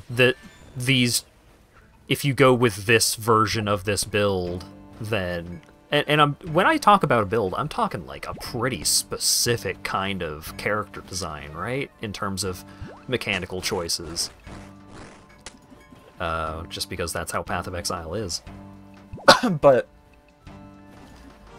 you know, the difference between some of these builds can be pretty minute, and it's like, oh, this build, yeah, it's pretty similar to this other build, but it's slightly better at mapping. And that can make a huge difference based on what kind of content you're interested in participating in. When it comes to, like, and most of it is just focused on the end game. I think that is one place that Path of Exile struggles greatly, is the availability of builds that are interesting to play up to the end game, because there are so many there are so many builds where it's just like, oh yeah, because we use bows, we just use Rain of Arrows until we get to almost completing the campaign because it's just the best option. It's like, but what if I wanted to use a different skill? They're just like, if you want to use a different skill, you can. It's not gonna be as good. Okay, not even gonna help a little, huh?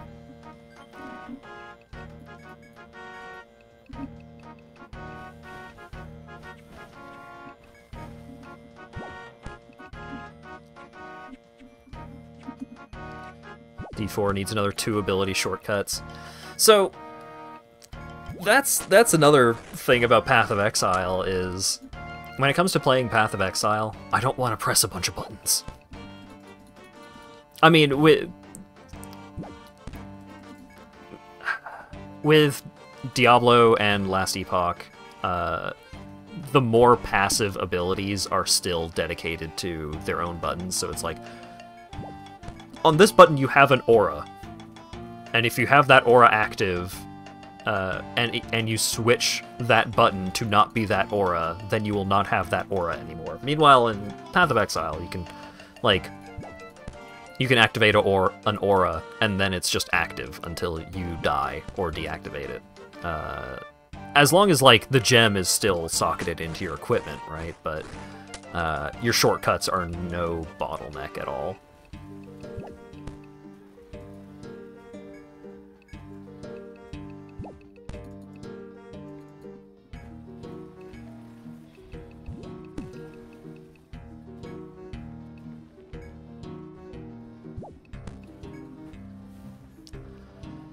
But I just want, when I'm playing Path of Exile, I just don't want to press a bunch of buttons.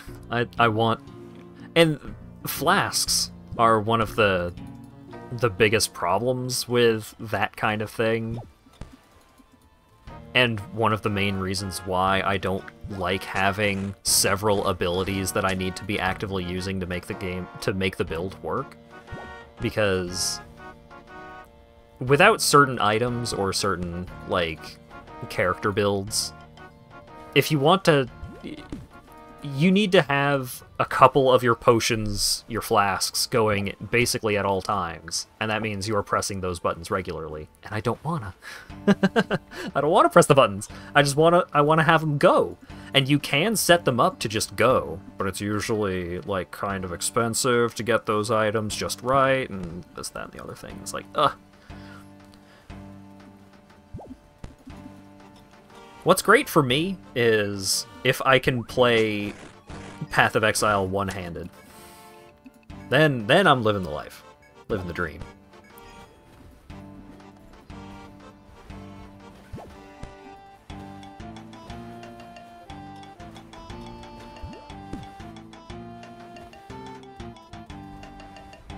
Beg your pardon?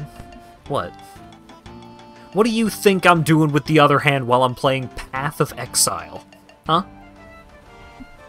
Am I whacking it? Am I zerking off while I'm playing Path of Exile?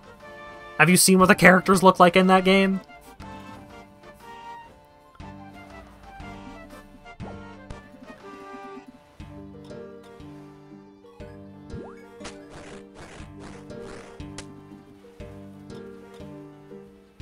Zero-click sorceress. Nice. Yeah, I've got the aluminum foil ball in the other hand, alright?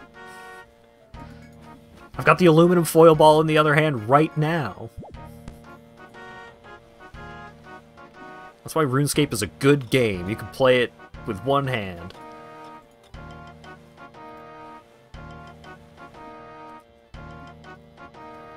I only have one ball in my hand, thank you very much. Singular. I only need 10 more marks of grace. So, considering I'm only 58 agility, yeah, I'm definitely gonna be getting my last marks of grace before I hit level 60 agility. But that's fine.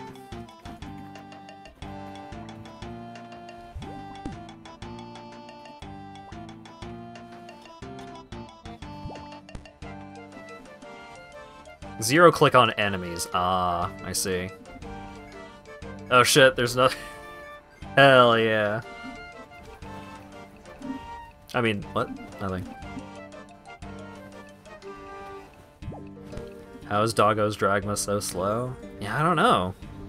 It's taken for fucking ever, but... whatever.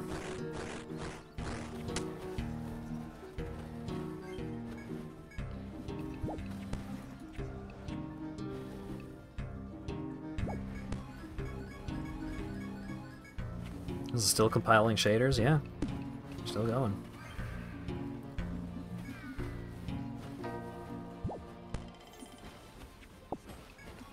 It's a good thing that RuneScape is low performance requirement, because Dragon's Dogma is not exactly low impact. Maybe I should have just played Dragon's Dogma 1 this stream while waiting for the shaders for 2 to show up. Video games have changed.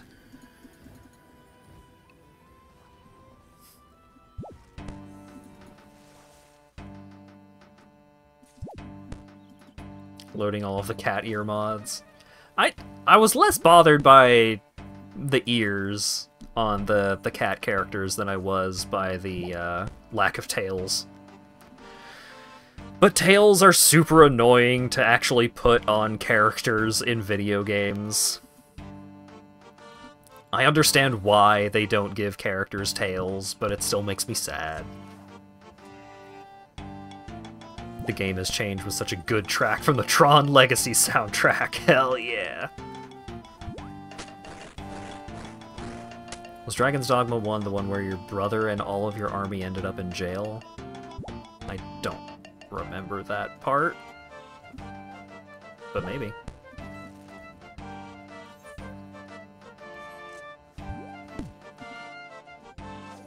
I think this game isn't normal. I figured... I mean... We already knew that. We already knew that Dragon's Dogma 2 was built different. I was going to say endearing or derogatory, but it's neither of those. It's a secret third thing.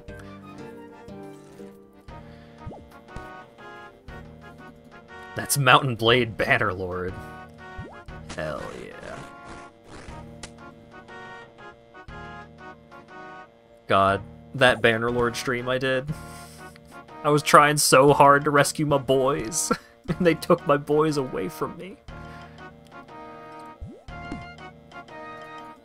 Thank you for the follow, Pockets Goat.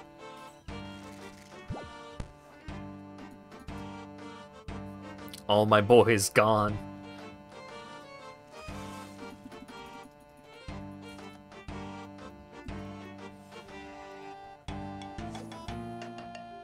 There better be an eclipse. No, the eclipse was in Dark Souls 3.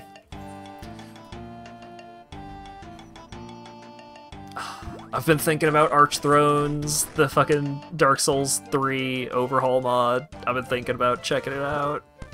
Cinder's mod was so much fun. Which I played instead of base game Dark Souls 3 back when I was streaming the Souls games.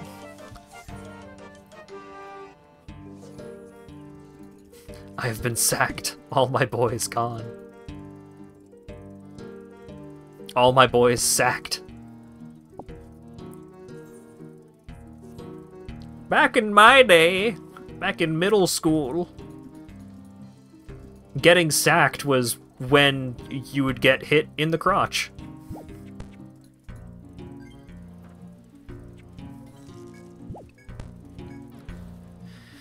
Should you wait to get the DLC for 3 before playing it? I generally feel like the DLC is better to play towards the end of the game. So, like, the DLC is generally designed for higher power level characters. So, I would say, and I don't think the DLC really adds anything to the base game.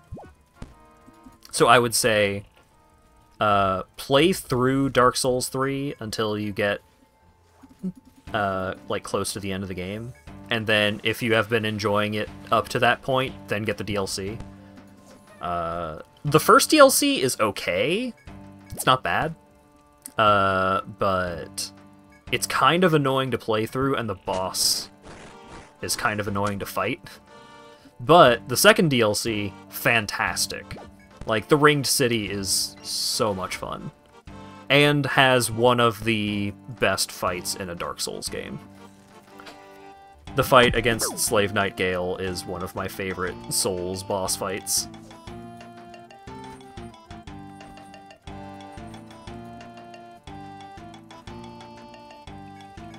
Why are you crotching people? It was just a thing that happened in middle school. If someone hit you in the crotch, then they sacked you. That's just what it was. You didn't scratch, like, back in Newfoundland, you were not scratched, you got scrobbed. God, my cat fucking scrobbed me. Yeah, they were having a tussle and she fucking scrobbed me.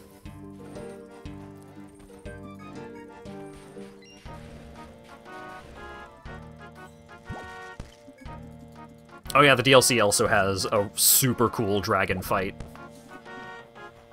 Not with a G. Scrobbed.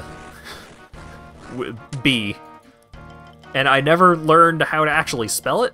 I never saw it spelled. I only heard it said out loud. What language is this? Orcish? It was Newfoundlander.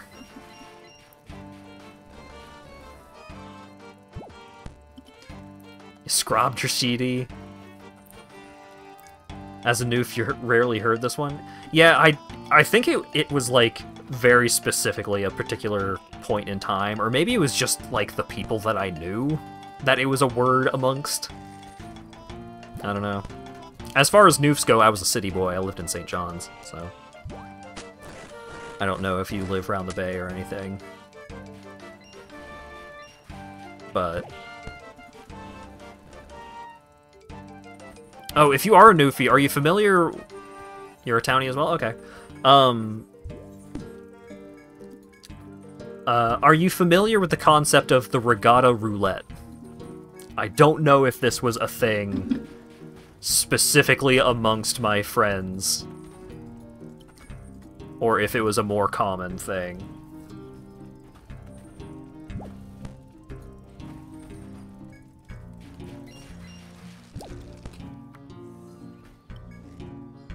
You're familiar with the regatta itself. Okay, so the regatta is a boat race, and it's a big thing. It's one of the only things that happens in Newfoundland.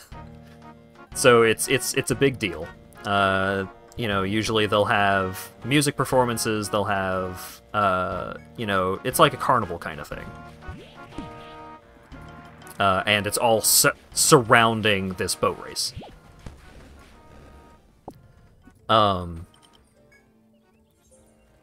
And the regatta roulette was something that my friends would partake in. If the regatta was going on, and the weather forecast anticipated rain, it did not matter what the likelihood of rain was.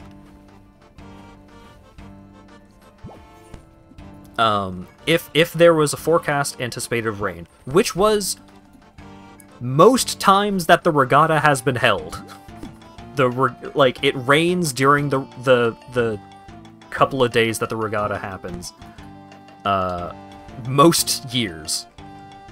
And so what my friends would do would be, they would, if the forecast was rain, the night before, you have to get absolutely hammered.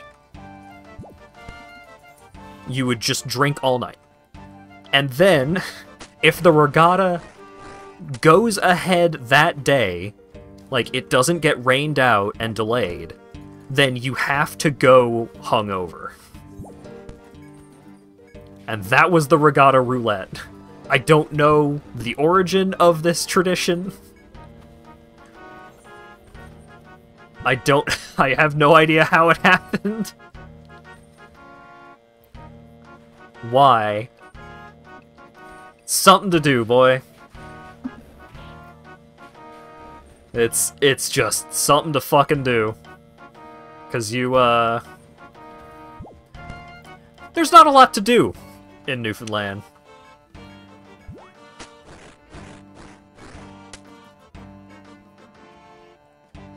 So, we gotta make things interesting somehow.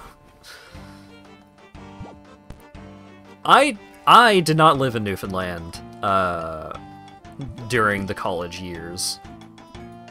So I did not participate in the regatta roulette myself, but I would hear about how the regatta roulette went. Which was usually poorly. 'Cause even if the regatta was delayed, you would still be hungover that day. You just wouldn't have to go out in the sun.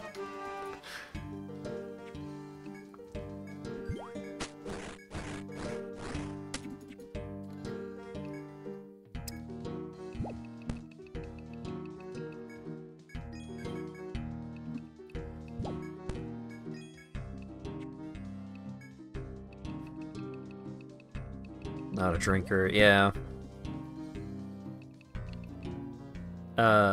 After I had lived away from the Rock for a while, there was one year where my Newfie buddies came over to Toronto, where I was living at the time, and we went to Fan Expo together. And that was so much fun. That was a fantastic weekend. But... I don't remember if I was living in Toronto at the time. I may have already moved down to Florida, but I was going to Fan Expo in Toronto.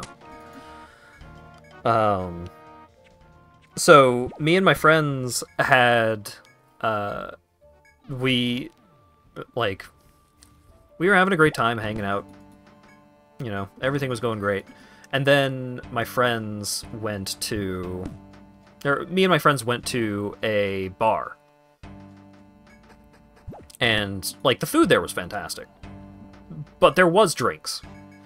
And, holy God, it had been a while since I was living away from home, and I, like, moved away from Newfoundland before I was drinking age. So I had forgotten how powerful the drinking genes could be amongst Newfoundlanders. One of my friends drank 2 pitchers of beer plus another, like, 2 pints, I think, in one sitting. By himself, yeah. Yeah!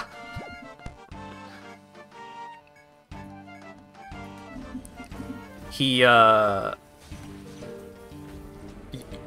Newfoundlanders could go fucking crazy. Like, between myself, my 3 Newfie buddies, I think Trout was there. My sister was also there, and they offered her a glass, but she was not drinking age at the time, so she politely declined. Between the 5 of us, I think 7 pitchers were drunk. Or something along those lines. It was a lot. And, like, after it was all said and done, and we were, like, heading back to the hotel room for the night, they seemed totally down to keep going.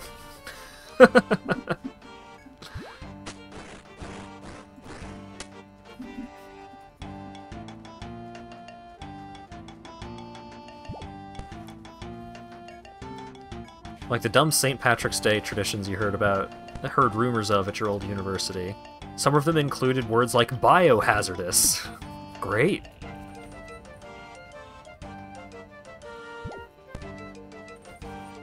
Had a big statue of him as the patron saint of engineers. Great.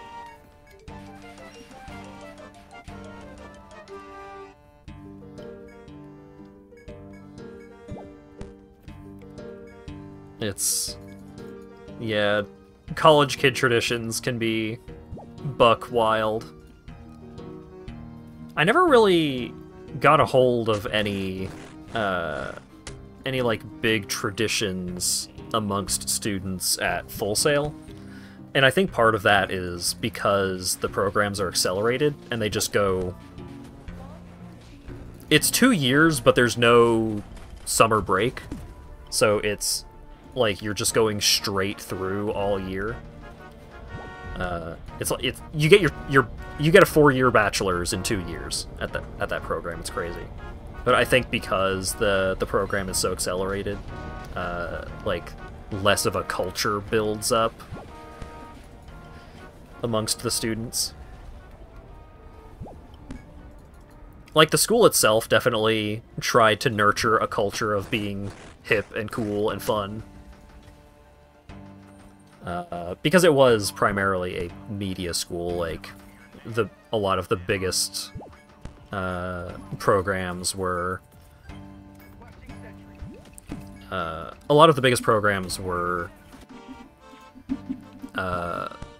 music production, video game design, sports casting was another one of the big programs at that school. Just like it was a media school, so they generally had a pretty upbeat vibe.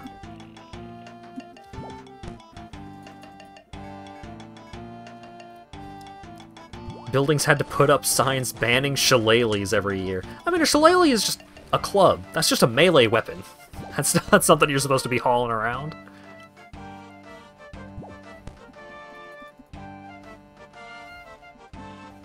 The plastic snakes. That's pretty good.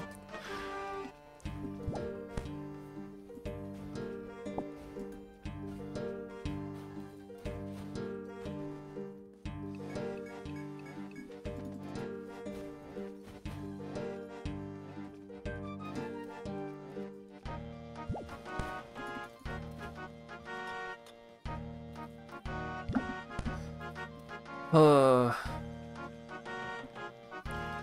of my biggest college memories, university memories, I guess, of going to Full Sail was how I was saved from a course that my group was absolutely not going to pass. That was the class where that one guy said the thing that made me want to throw him out the window. Yeah. I was rescued from that class and how horribly it was going for us by there being a fucking hurricane that closed down school for 2 weeks.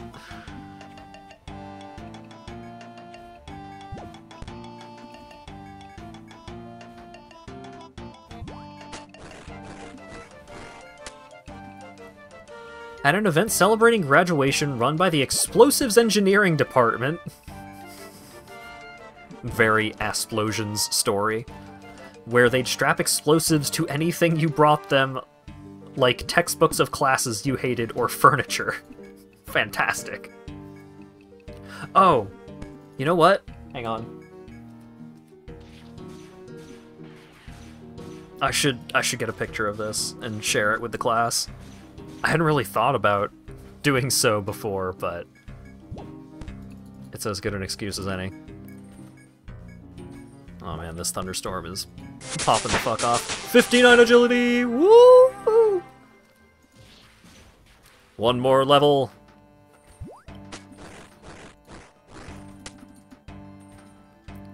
Alright, which of... Let me get to one of the long obstacles here. I think the pole vault one is pretty long. And then I'm gonna go grab something out of my closet real quick.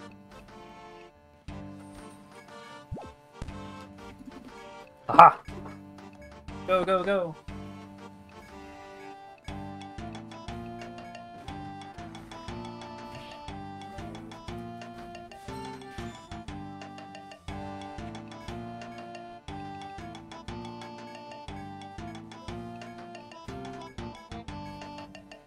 I didn't see it immediately. Run across the rooftop.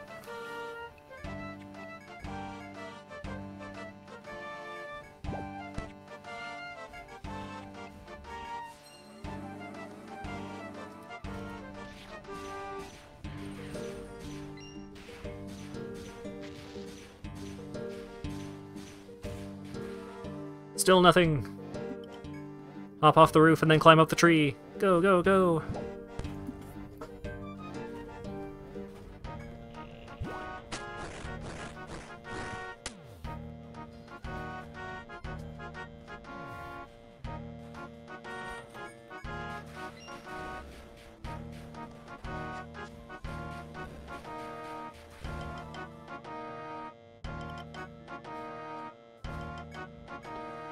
Damn it. I can't find it. I would have to do a deep dive into all of the trash in my closet to find it. So because the game design program was both like nationally renowned and also very popular, there were a lot of gamer students. So every now and then when people would be moving out of the apartments, you could find some interesting stuff, like in furniture that's being tossed out by students that are like finishing their programs or dropping out or whatever. And so one of these treasures that I found was it was a framed fabric painting. I think it was printed, but it's like it's on like a canvas fabric kind of thing of like traditional Japanese art style Mario fighting Bowser. And I originally got it because it was like, ooh, a frame. Because frames are not cheap, and I have a lot of art prints from various conventions that I had intended to get framed. But yeah, the I just never actually put anything in the frame other than this this interesting art piece.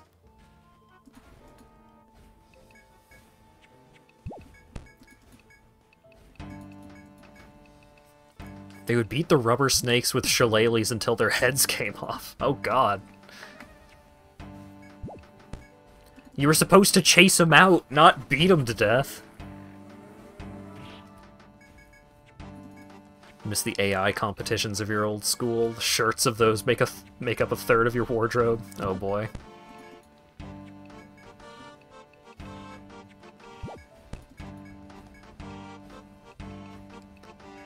I need to stop. I need to be more careful about buying shirts and that kind of article of clothing because, you know, I mean, I figure folks know this about me. I have a lot of Hawaiian shirts, and I wear Hawaiian shirts. So usually, I don't need a huge variety of t-shirts in my wardrobe because the Hawaiian shirts really compensate for that. Weather alert on your phone. Yeah, I think. Oh, we've got a flood watch. That's exciting. Careful, hacker.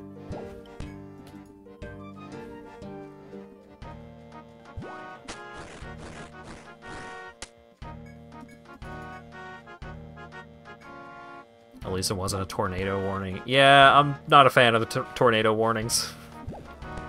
I don't want to go hang out in the basement.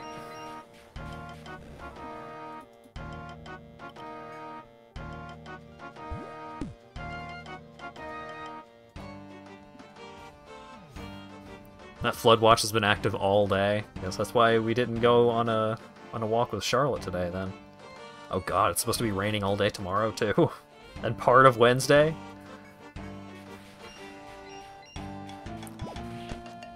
It's fucking wet.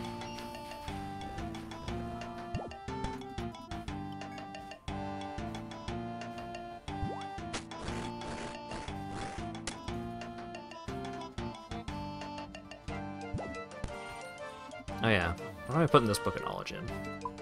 Report.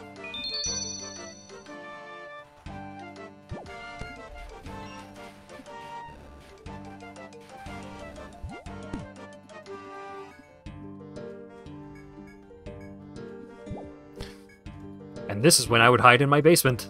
If I had one!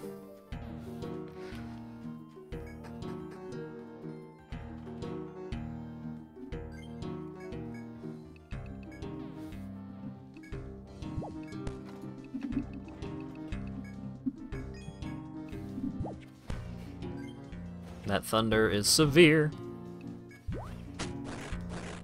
Hopefully it doesn't knock out our power. I should maybe have my phone plugged in. Or maybe not. I don't know. Who could really say for sure?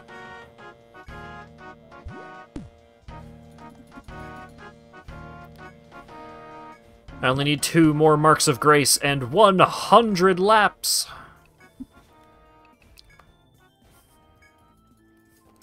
Later, Pockets. Thanks for dropping by.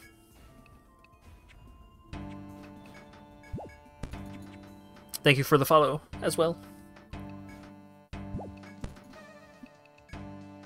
Why would it knock out your power? It adds electricity. You're so right.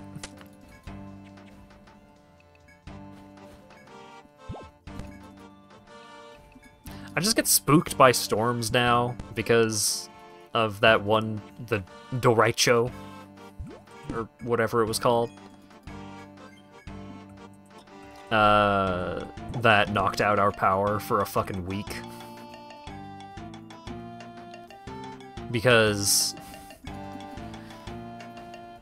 you know, first world problems and all that, but not having power for a long period of time kinda makes you feel like you are just wasting away.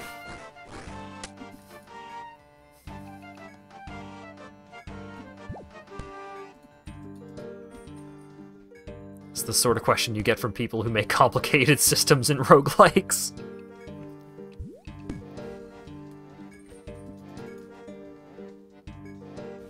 Are you just running in circles 1,000 times? It's not 1,000. It's only been 155. I completed like 20 laps while getting the stream getting ready for the stream, so it's been more like 130 laps or something. I don't know.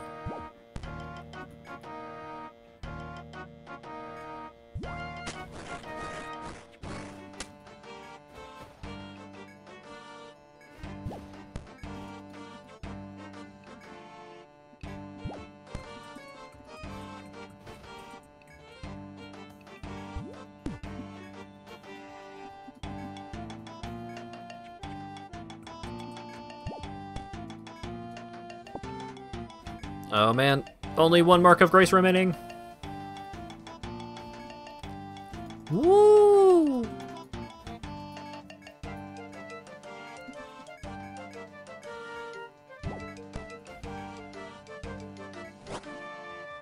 Talk to me, that is cool.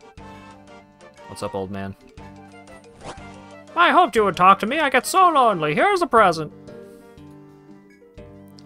1 uncut emerald. Fantastic.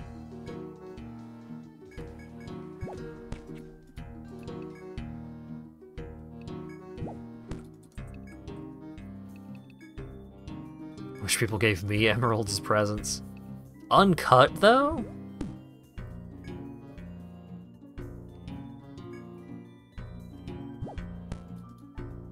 That's a big obligation right there.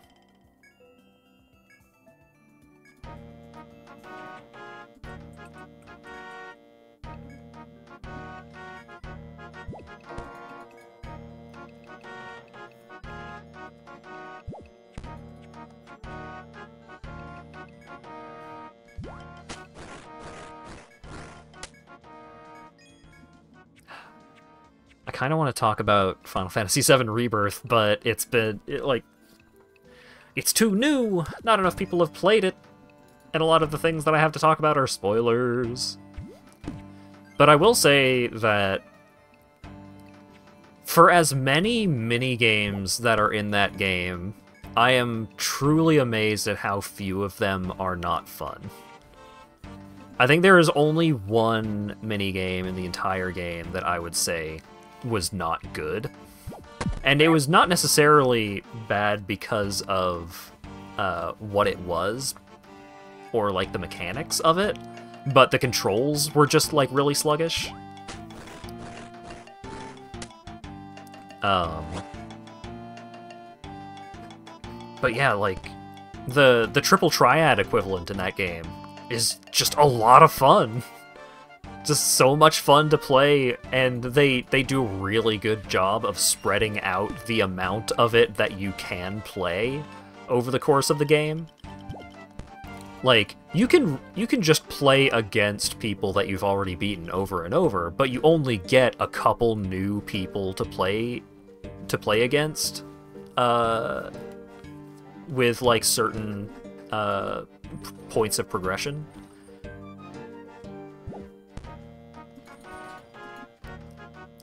So it's pretty great. It's just fun. That game is so good because all of the characters have like different ways that you can play them, and it's fun to play them in all those different ways. Like, my least favorite character to play still has some really cool stuff that they can do, and especially if you can do tricks to make certain things they do more effective, and it's like, Rebirth is just so fucking good.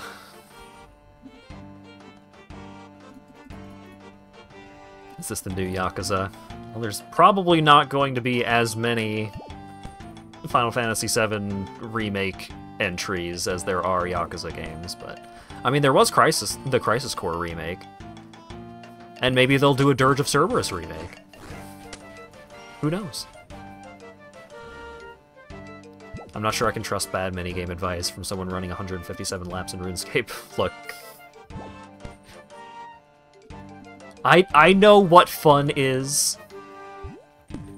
And I'm not saying that the thing that I'm doing in RuneScape right now is fun, but it is something for me to keep myself busy with while I talk at length and in depth about other random things that aren't on screen right now.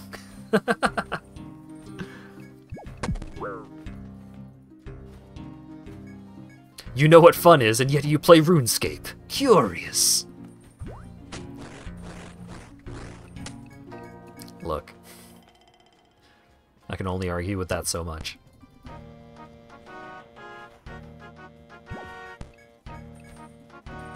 Like a soldier. Put too much salt into the lentils. The entire pot is 200% of the recommended daily intake of sodium. I mean, it's very easy to go over your recommended intake of sodium, and going over that is usually not that big a problem.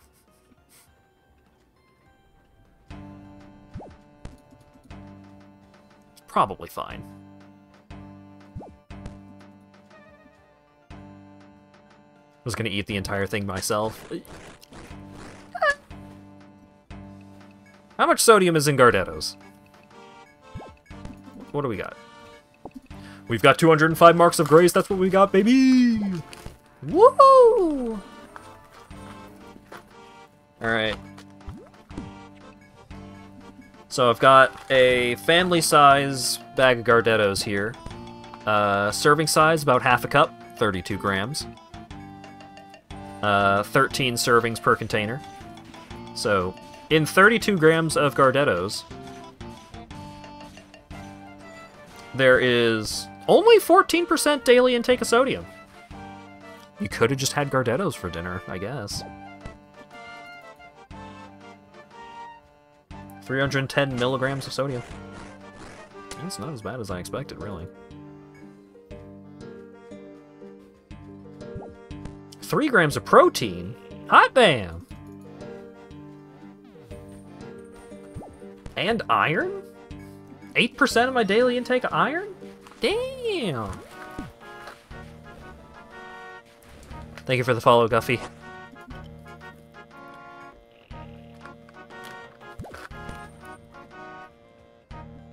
How about the pretzel chips? Are the pretzel chips... They've got to be better than that, right? 28 grams of pretzel chips is fucking on the second to last again. 270 milligrams, 12% of daily intake. That's actually...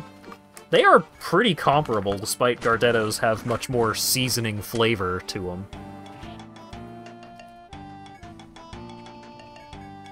Put tomato sauce in the lentils and made a grilled cheese to make a jank tomato soup. Burke, I got bad news about cheese. And how much sodium is up in it.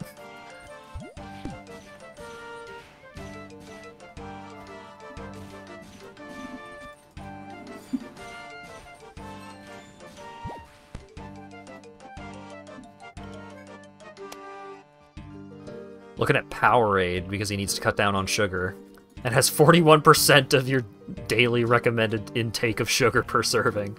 Yeah, with energy drinks, if you have sugar concerns, you need to get the zero sugar versions. Which usually is a-okay with me, because nowadays I just can't handle full flavor energy drink. Like, I used to be able to slam a Gatorade, but nowadays like, the zero sugar Gatorade just tastes way better to me.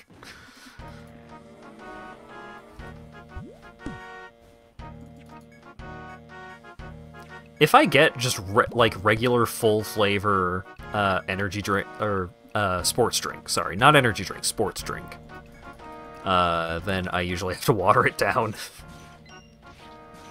It's hard to drink. It just fucking blasts you.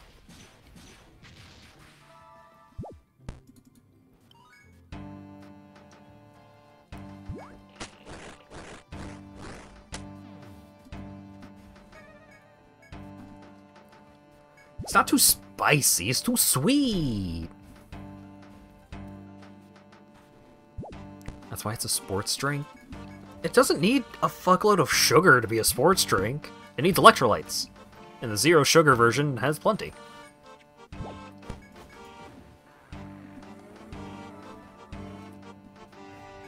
Just look at bees. I would never look at a bee.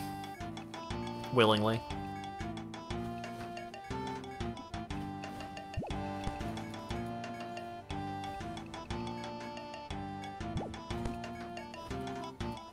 Asp, how dare you? Oh no.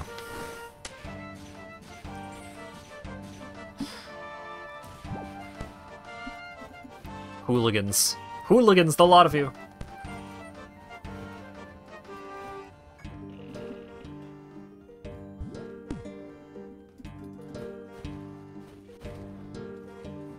They're hardly insects. To you, maybe. Oh, butterflies, they're so cute. Ah, moths? Ah, who could hate a moth? Me. I could.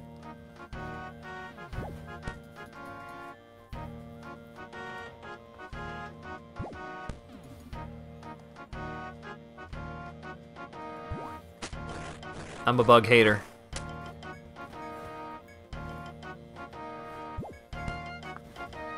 Mothra, yeah, I don't want to look at that.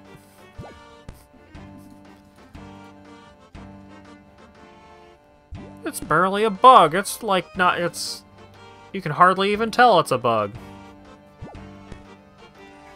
Nope.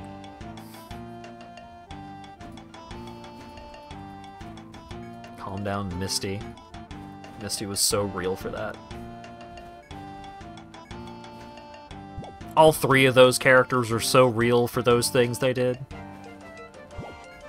Like when Brock turned a frying pan into a drying pan. So real.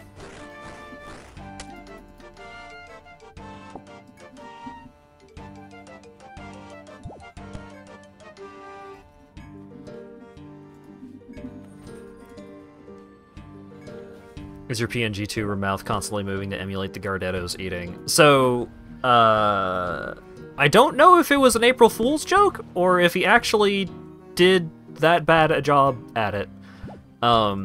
There was an update to the reactive images tool that I use for my PNG tuber, and they, the developer made it so that if you are muted, it puts a big red mute icon over your entire fucking image. And if you are deafened, it puts a big red deafened icon over your entire PNG tuber. And there was no way to turn it off. It looks awful. So I am using my backup PNG tuber, which is just a GIF of alternating between the two states of my PNG tuber.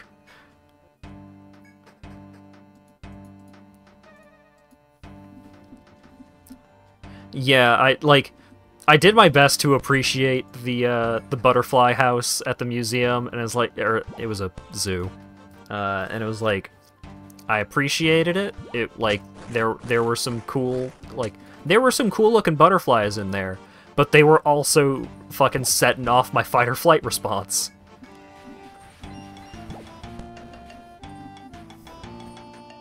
I did not go to the St. Louis Zoo. This anecdote is from a long time ago.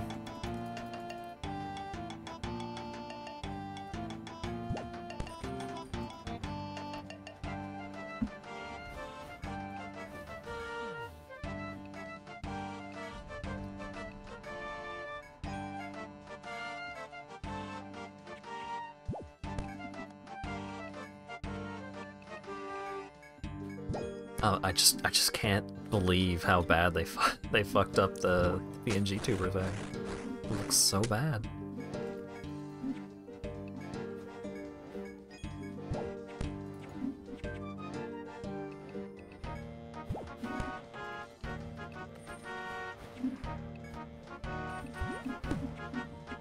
Hang on, let me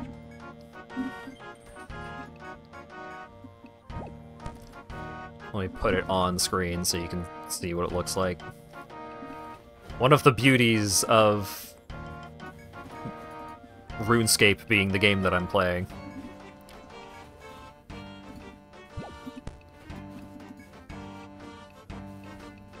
Da, da, da.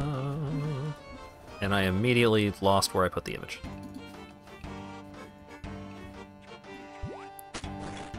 Look at this shit. And you can't turn that off. So, like, anytime you mute, this is what you look like. It's bad. Should have done that.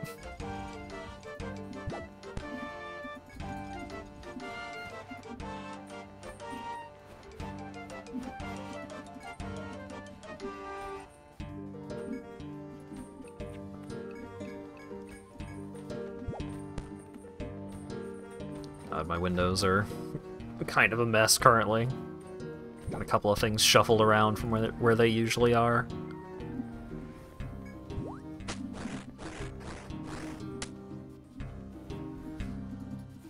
Whoop.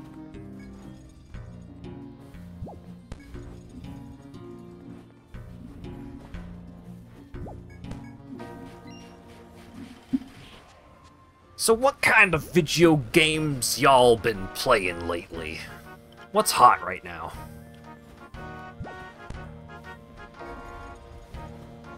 I saw more people talking about Cogmind in one of the servers I'm in because of the Doshington video,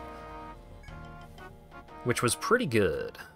I like Dosh's videos, broadly speaking.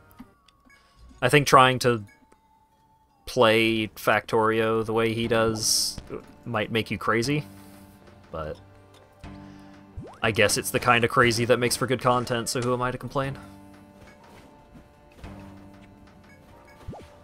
Dragon's Dogma 2? God. Wish that were me. You made your paw a thief? That's just called stealing. You can't blame your hand for that. Maxed out Mage and Sorcerer, wanted to try Archer. Nice.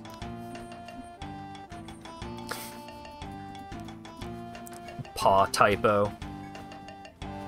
Now I'm thinking about the fucking boop button on Tumblr right now. And how so much of my timeline was full of people making memes about it. Also, like, so that stuff has been fun, but also the random video game item Tumblr made a started doing a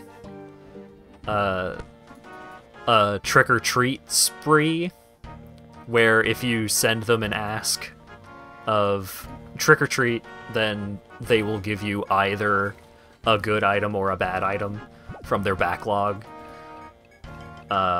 And they've done several hundred of those today, so my timeline was completely unreadable, because it was full of random bullshit objects.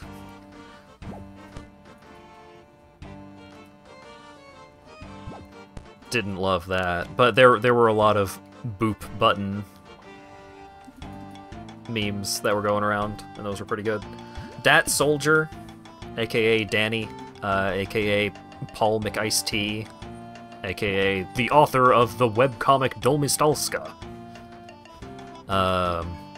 They had gotten so many boop from other players that the counter broke, and it just said max. And then after it said max, they got enough that it then like, the boops received indicator, it moved on from max to lol to y. Because by default, the indicator only has 3 digits. So they got over 1,000 very quickly and then just kept going from there. Yeah, Angus MacLeod, aka Angus Burgers. They've had a lot of handles over time. I missed the tree. My efficiency!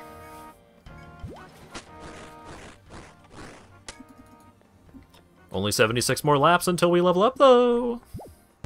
Everybody get excited!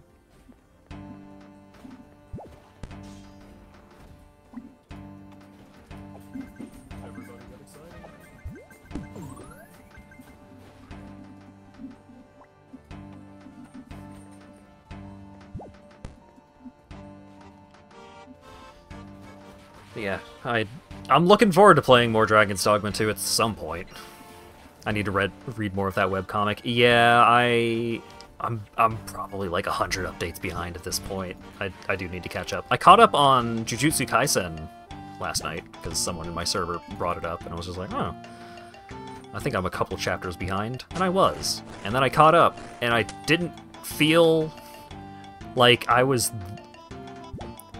I didn't feel that much more caught up.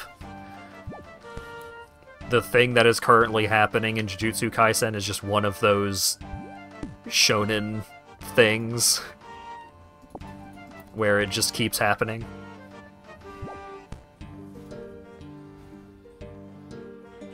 But yeah, Dol Mistalska, if nothing else, I need to catch up so that I stop getting spoiled by the new page previews that they post.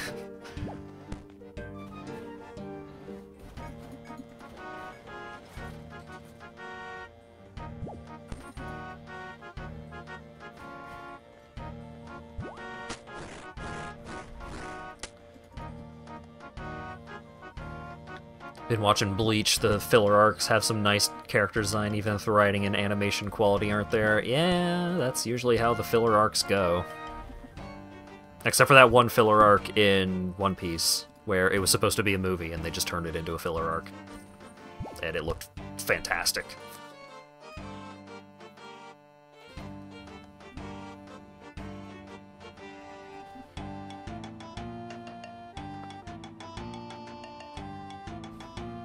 Oh yeah, the new season of My Hero Academia is probably going to be coming up sometime in the next few months, right?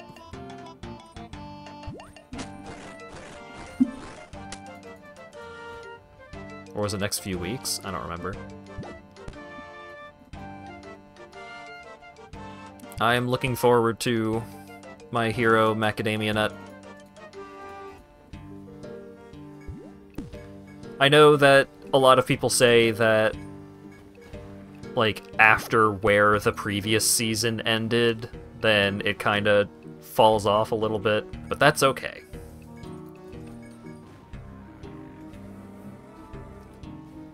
My Hero Jackalope.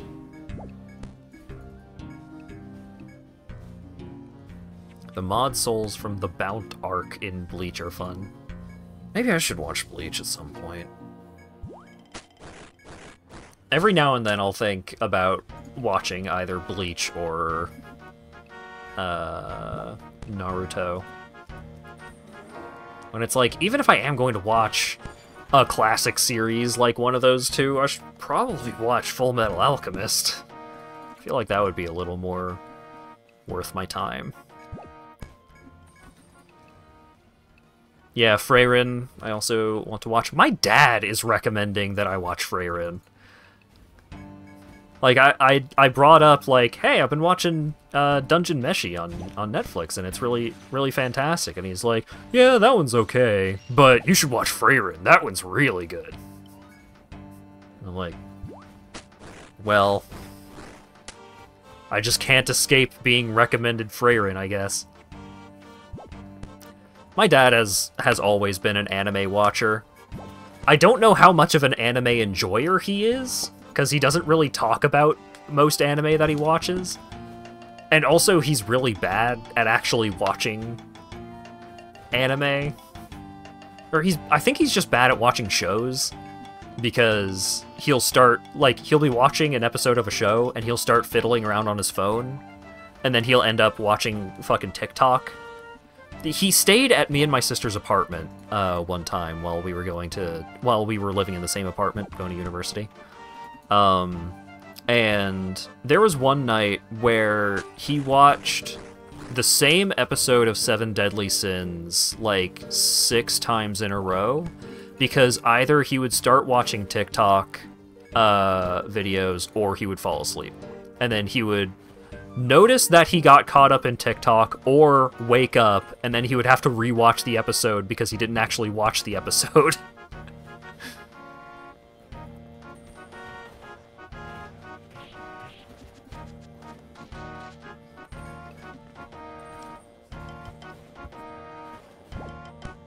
A very dad problem to have.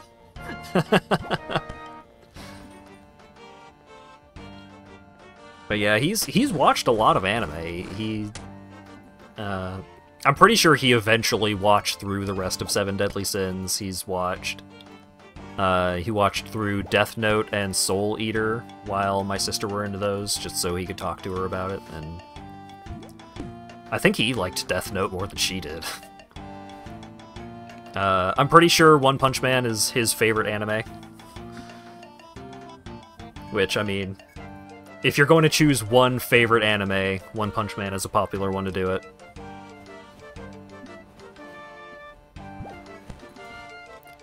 Your dad is an "oh, I love anime" and watches exclusively the live-action versions. Oh no. I feel like if we ever tried to get my mom into anime, that's what it would be like for her.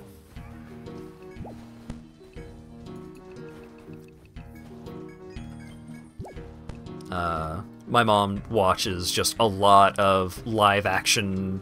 not live-action. She watches a lot of dramas and just, like, real movies, real shows. She loves watching series about... She likes watching dramatized series about real shit that happened.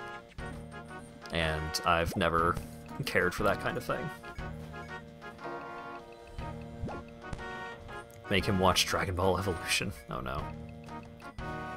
Yeah, Dragon Ball Evolution is the reason why Akira Toriyama started making Dragon Ball Super, because he thought it sucked, and he didn't want that to be the last Dragon Ball thing that was made. So he was like, I'm just gonna make more Dragon Ball.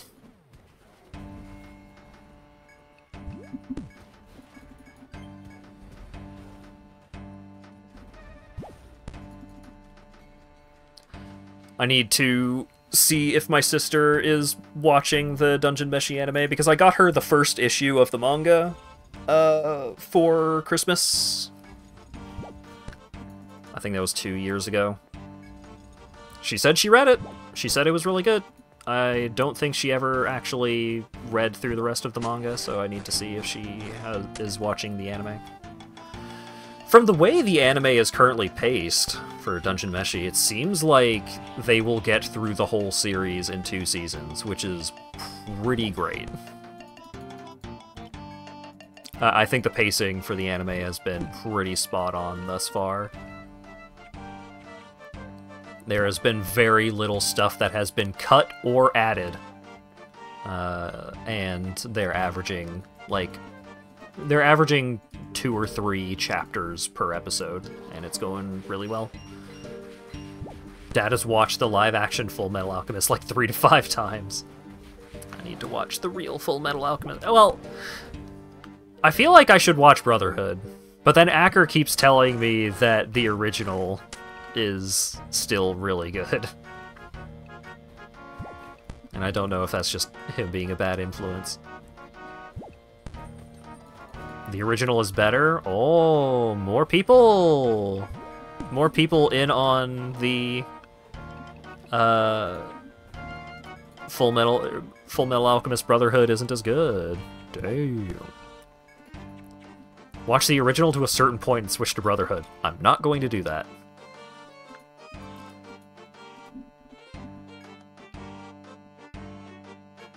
Sandland OP is baller? Yeah, I'm hoping that Sandland turns out well.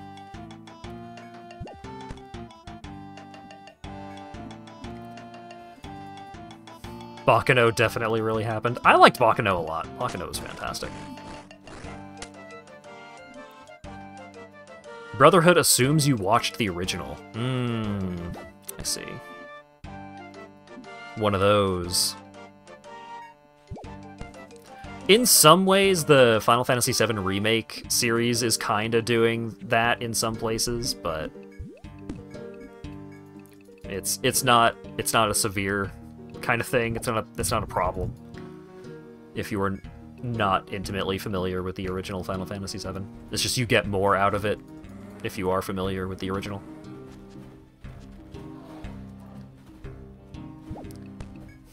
I will defend saying that you cannot switch because both the original and Brotherhood are thematically different, starting from episode 1. Oh.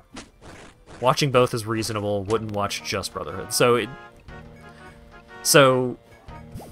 if I'm going to watch Brotherhood, I should watch the original first. I see.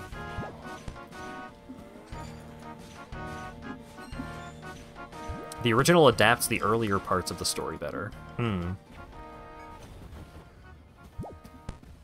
Doesn't skip anything, but speeds through the stuff where it overlaps. Yeah, Shangri-La Frontier has recently exploded in interest in amongst some of my friends. I've heard very good things, but it's a very high bar for me to clamber over, for me to start watching Shangri-La Frontier, because I'm playing a video game as a fundamental aspect, and I think that kind of thing has been very spoiled for me by isekais. I just don't like isekais.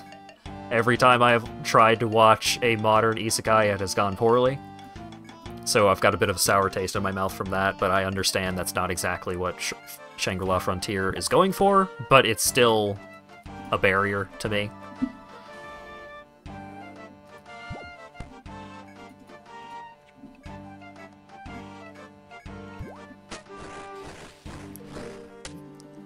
With Final Fantasy VII, the Final Fantasy VII Remake series, the absolute most you need to know about Final Fantasy VII before going in is that it is a remake of Final Fantasy VII.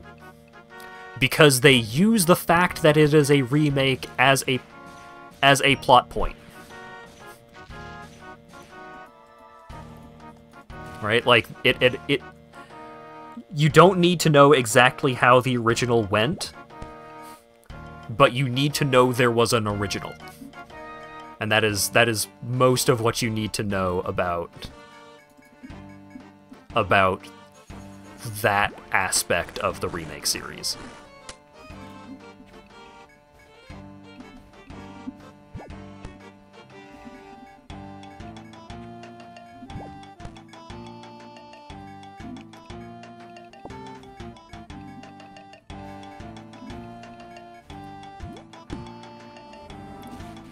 Sorry, catching up on chat now, because I kept getting caught up on one individual chat message and having a lot to say about it.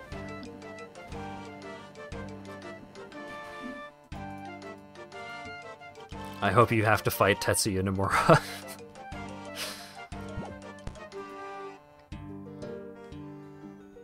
But yeah, Final Fantasy VII Remake is extremely good. And again, like, you get more out of it if you know the original, but you don't need to know the original. You just need to know that the original existed. Rebirth is still PS5 exclusive, yes. It's probably going to be PS5 exclusive for at least a year.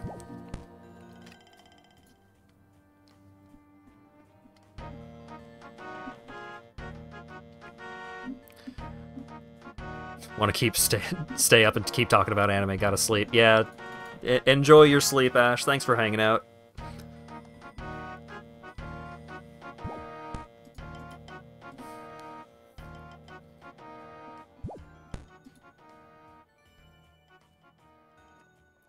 There's an SMT spinoff where you fight the protagonist from the Megami Tensei books. I didn't know there was books.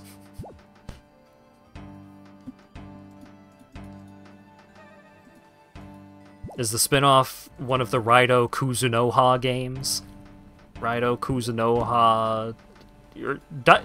What is it? Digital Devil Summoner Raido Kuzunoha versus the Soulless Army. Right? That's the name of that game? It's Last Bible, actually. I've never heard of that.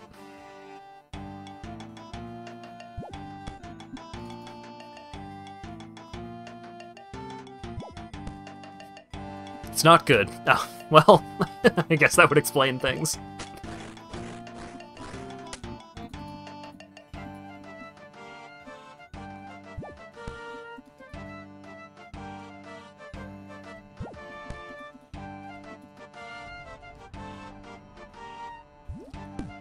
Don't have the money for a PS5. Yeah. It's tough to... Like, if you're going to have a console, the PS5 is a good one to have, I think, overall. And it's like, they've already announced that they're doing a PS5 Pro, so maybe you want to wait for that anyways. But if that does come out, then maybe you can get a regular PS5 for cheaper. I don't know. I don't know. It was a tax write-off for me. I bought it for my birthday last year. But also, at the time, there was at least one more exclusive for the PS5 that was definitely worth playing. Because, like, now you can get the newest Ratchet & Clank game on Steam. So that's one less reason to buy a PlayStation 5. I had to play the Rivet game. The Rivet game was super good.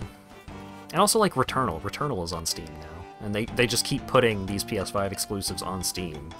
And Rebirth is probably going to be on Steam at some point. But it's going to be a while. Oh yeah, Final Fantasy 16 is another one. I figure they're probably going to hold 16 on the console for a bit longer. But... I mean, to be fair to my PS5, because it's right here, and it's very big, and it cost me a lot of money. A PS5 is cheaper than a new powerful video card. So there's that. For as much of an excuse as that is. Because my video card was like $750, $800, something like that. And the PS5 was $600, so...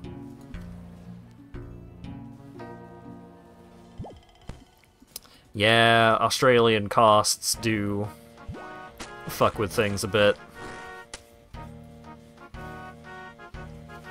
But also, like, you do get the benefit on PS5 of, like, PS Plus giving you access to a catalog, or certain levels of PS Plus, I guess, giving you access to a catalog of free games that you can access and play. The fact that they increased the cost of PlayStation Plus Premium, which was the one that I was on, sucks. They made it much more expensive, which is very annoying. So now I have access to less stuff, but whilst paying, I think, about the same amount that I was paying before. I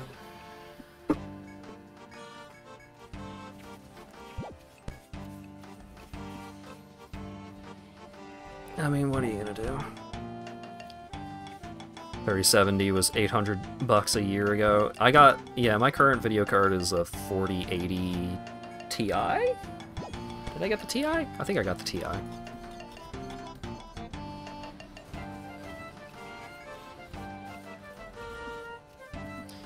I had to get a I wanted to get a big, cool, fancy video card because the 4000 series, or the 40 series, whatever.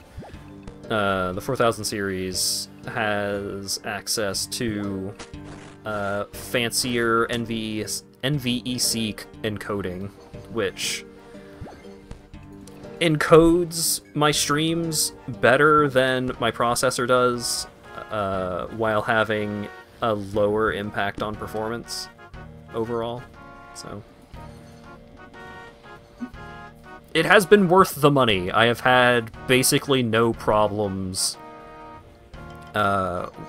with playing games on very high graphics or streaming those games while playing on very high graphics.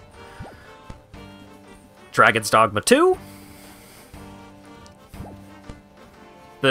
The video card is not improving the rate at which it compiles these shaders, apparently. But also, yeah, Dragon's Dogma 2 had some performance issues, but that was not my video card's fault. 2070 Super has been good for a while. Yeah, like, I upgraded to the 4080 from a just 1070, not a TI or Super or whatever, just a 1070. And that got me by for a good long while, but leading up to the point of me getting the new video card, more and more new games were starting to chug a little bit. They were starting to run, you know, a little... Just over time, games would run worse and worse out of the box, and, you know... I'm the kind of dork that likes to play new video games when they come out. Like some kind of foolish idiot! So having a computer powerful enough to run basically anything at a consistent 1080-60, no matter how high I crank up the juice. That's my main goal.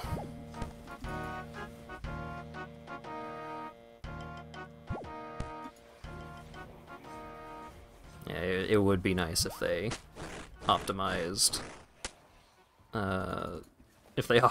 Dragon's Dogma 2 a little bit.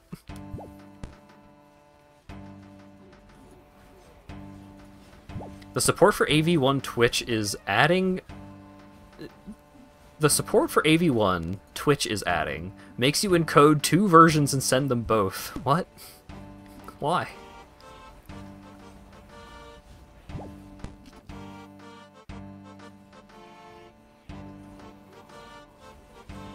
Need to replace the case fan in your PC? Aw, dang.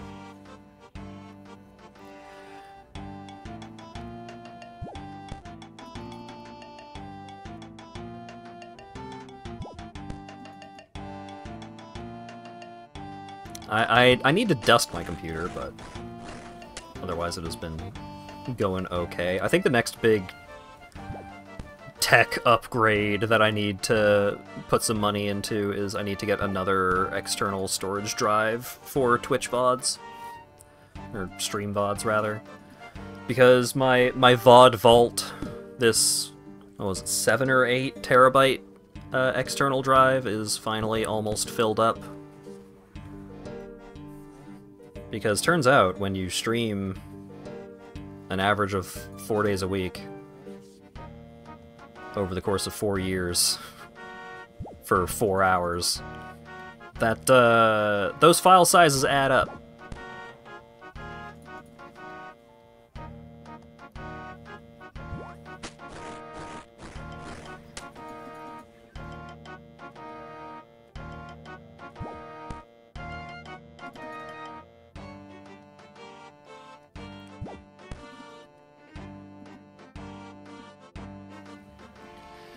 Stream at 240p. I was considering doing some kind of gimmick stream for today, you know. Ooh, look, I overlaid my stream on top of a picture of a CRT in a living room. And I'm going to pretend that I'm doing it on my webcam. Or some kind of garbage like that. Some low-effort slop or some nonsense like that. I decided that I wasn't gonna do some kind of gimmick today. I was just gonna fucking stream Dragon's Dogma 2, but we can all see how that went. Unregistered hypercam too, yeah. That kind of nonsense.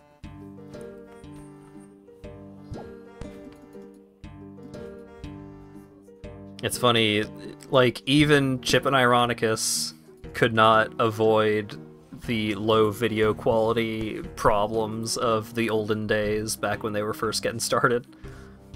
And like nowadays, they've just got the highest production value of Let's Play content around. But, I mean, even back then, when they had those issues, it was like they were still so far ahead of the curve in terms of the production quality.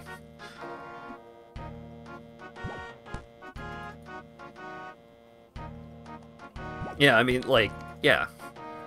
Even the lowest quality Chip and Ironicus Let's Play content is still some of the best Let's Play content on the internet. Looked a couple of times lately for hard drive sales, but they've all been internal. Yeah, I figure that if there's any hot external drive deals, then you'd probably ping me or something. So, and I still have like several hundred gigabytes of space left on the drive, so it's not an immediate concern. And even after that, even after the drive is completely full, it's still not. Even at that point, it's still not an immediate concern, because then excess video files, stream recordings and stuff can just hang out on the drive that they were originally saved to.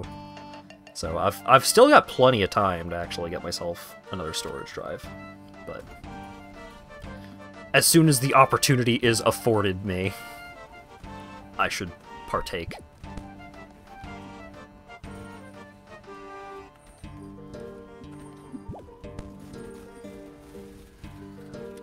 "43 laps until goal.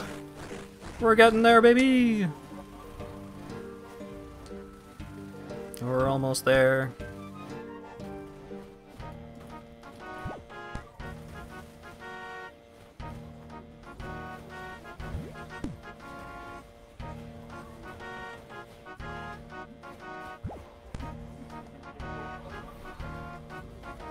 Actual tornado landing nearby. That's not good. Good luck, En. Hopefully nothing bad happens.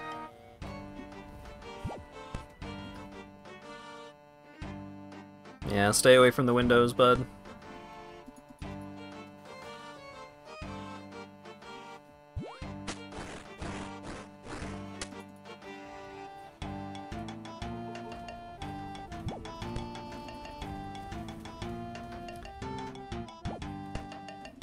Something that has been, like, thinking about Chip and Ironicus, something that has been kind of invading my thoughts every now and then when I'm playing Rebirth, is how Chip is going to handle certain parts of Rebirth. Because he's done multiple open-world game Let's Plays now. Like, the Watch Dogs Let's Play was originally just done as practice for how he was going to handle the Metal Gear Solid 5 Let's Play. Which is crazy. Here's an entire, like, 20-something part, highly produced and edited Let's Play of a game just so I can do the next Let's Play better. But goes back to do alternate stuff all the time. Yeah, he really shows off, like, the full breadth of a game. So, and also because he's good at games and is good at learning, like, the ins and outs of various gameplay mechanics and stuff like that. Like, with Remake, I learned so much about that combat system that I did not know just by watching his Let's Play. I learned so much about Revengeance that I didn't know, and this was after I had already gotten, like, all S ranks in that game.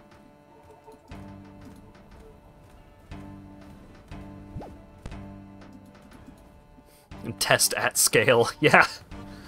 It's, like, he's just good at video games and very knowledgeable about video games and all that jazz, so it's so much fun to watch his Let's Plays and so informative, so I'm so looking forward to the Rebirth Let's Play, because it's just like, oh man, what all stuff have I missed? How much better could I be doing with these characters in combat and all that stuff? It's so exciting thinking about that stuff.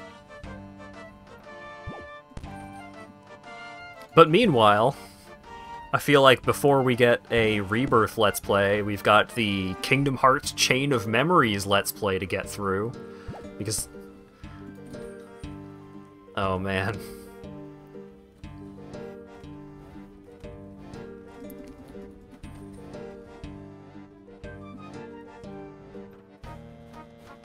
It's so important to know the phrase dog-shaped robot buddy.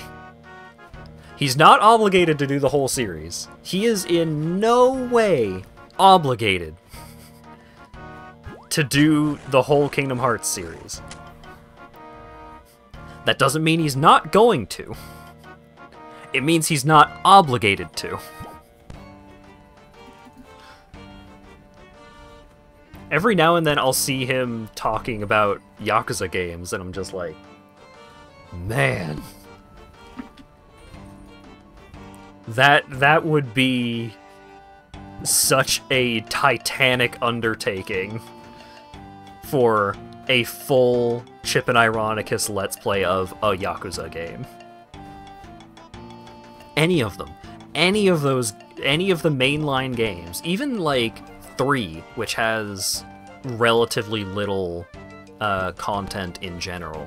Or, Like a Dragon Gaiden, which is a side story and just has a lot less stuff going on in that game compared to the other mainline entries. Any one of those games would be so much to do a full Let's Play of the way that he does Let's Plays.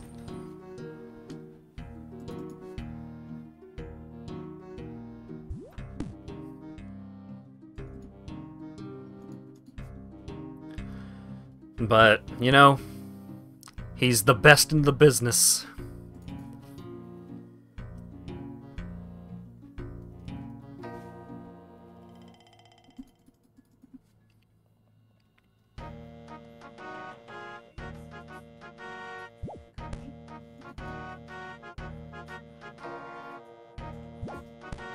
Since I have been watching a lot of Simple Flips content, rewatching a lot of Simple Flips content recently, I have been thinking about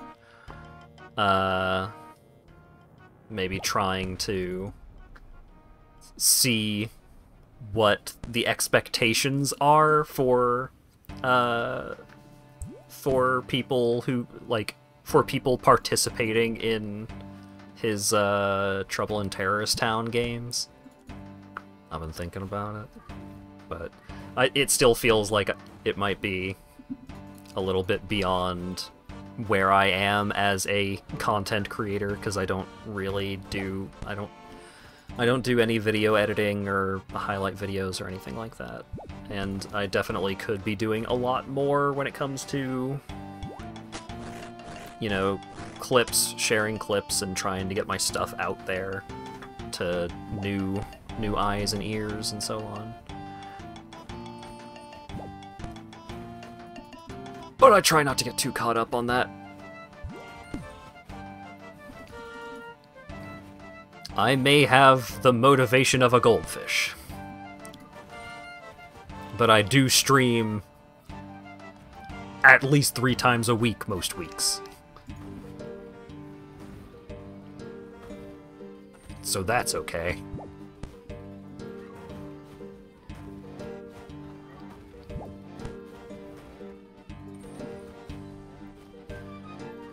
Marketable plush. Oh boy. There are a lot of places that offer that kind of service. I feel like I might need more people who would want them.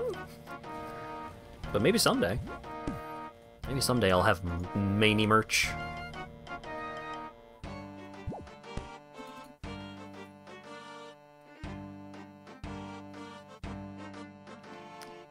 That's why you need to build your audience. Yeah. That is definitely one of the biggest things that I should be putting more effort into. For sure. And doing edited highlight videos is one of the best ways to do that.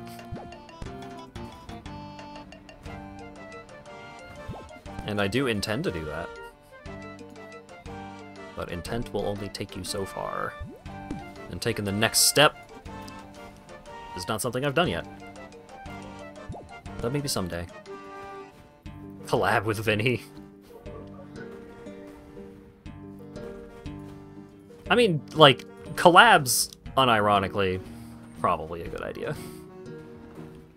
Because I do have other friends who are streamers that I could potentially do a thing with. And people really like VTuber collabs, and oh, what if I had a VTuber?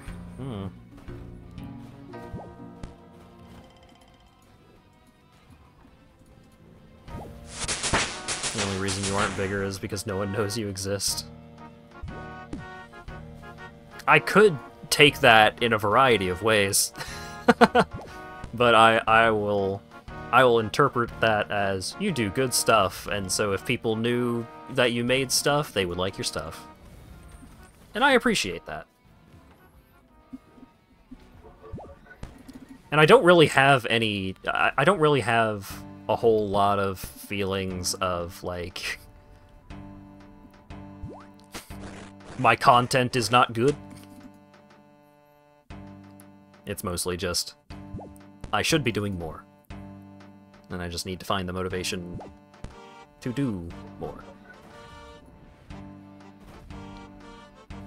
Innovate in the space and make the first D-tuber.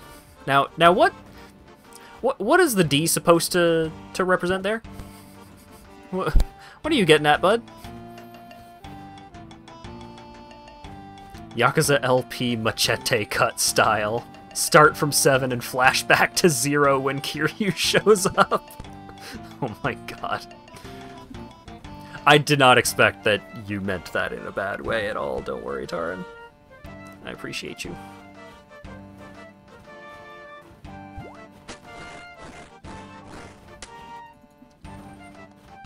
Look into your heart and you will understand. Open your heart, it'll be alright.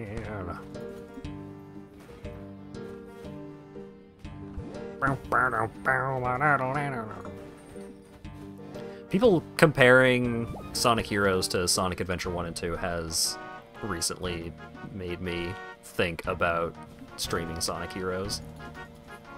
I don't really like that game. But it does have some similarities to Sonic Adventure 1 and 2. So it would be an interesting comparison. And if Project 06 ever gets finished, I would stream that. The Sonic 06 remake by one guy. I think they had several other people helping them, but it was primarily just one dude under my... I assumed. I was under the impression that it was one person.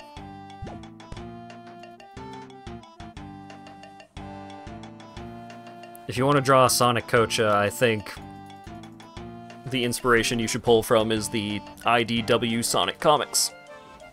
Those comics are so good.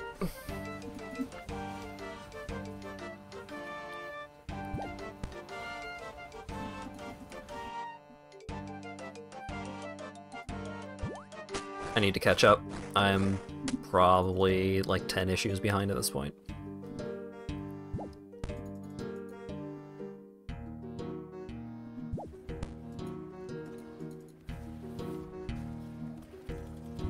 Wouldn't sully those comics like that? What do you mean? What kind of Sonic coach are you drawing, mister? Surge is really great, yeah. Surge, Kitsunami, Tangle, and Whisper are all fantastic original the characters.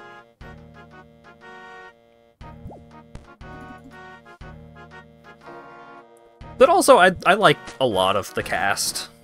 like a lot of the original characters in that series. Dr. Starline was a really good villain. I liked the robovirus storyline. I thought that stuff was handled in a really interesting way for what is a Sonic the Hedgehog comic book.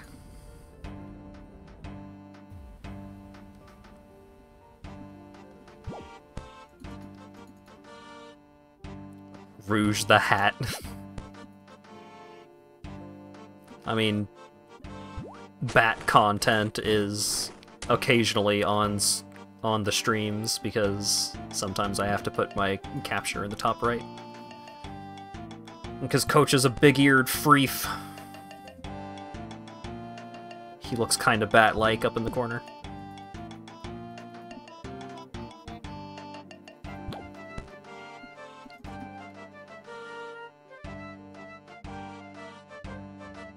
You fine, Jeffrey. You fine, Jeffrey. You fine, Jeffrey.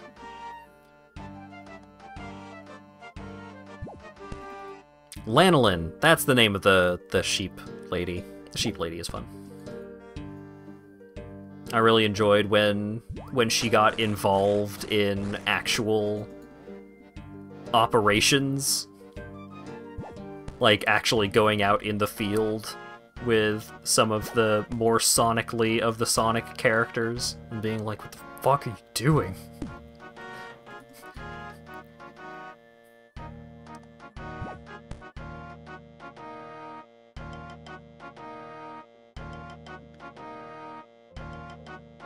Compile those shaders for another hour.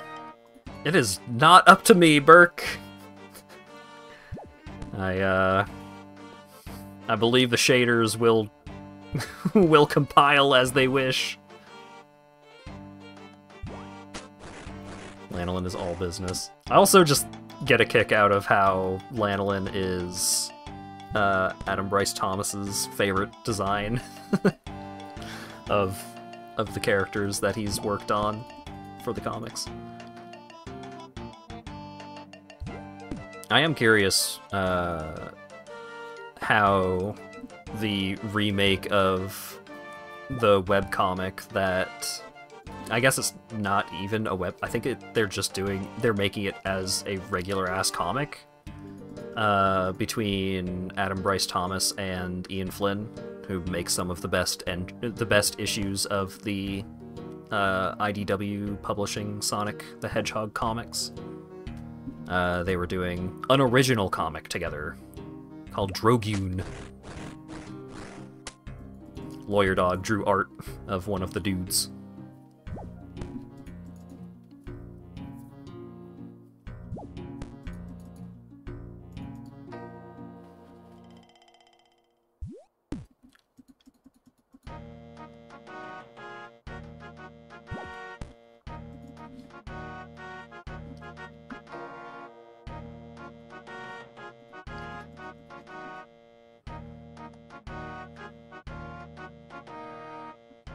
Man, that storm is really still going, huh? It's been quite stormy.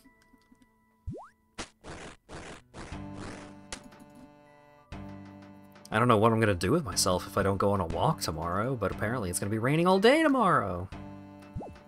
My cardio! Gotta take the dogs out soon? Oh, jeez. Hopefully it's not storming over there, too.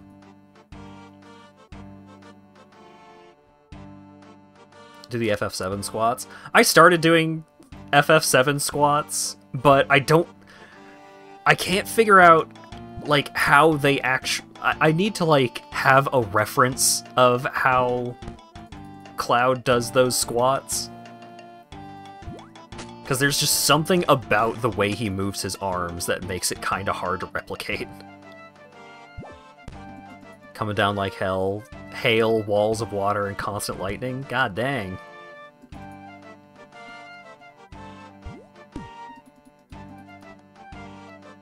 It's just storm time in America. Oh, speaking of America, I got a text from my mom. It was a screenshot of a news article about how apparently McDonald's is going to start carrying Krispy Kreme donuts. And this was not an April Fool's thing. I got this text from her days ago. I have no idea how McDonald's is going to handle having donuts. Because, like, where are you going to keep the donuts? And, like, are you getting a dozen donuts? Or can you just get a donut? Can you get a mixed variety of donuts? Like, how are you going to do that at McDonald's? I can't imagine.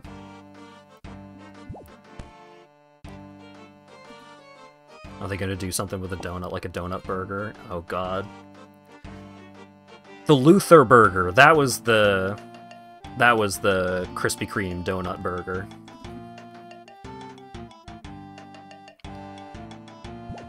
They probably have the basic donut for $1.39. Yeah, probably. Good old fast food. Paying the same amount for a fucking double hamburger meal that you could be paying for just a meal at a real restaurant.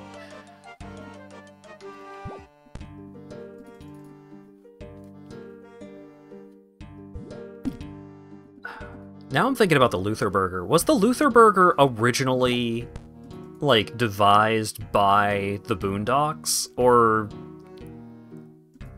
was that a real thing before it was in the Boondocks? Is the dollar menu still a thing? I believe they still call it the dollar menu. In the same way that a dollar store is still called a dollar store. Even though nothing in there costs $1.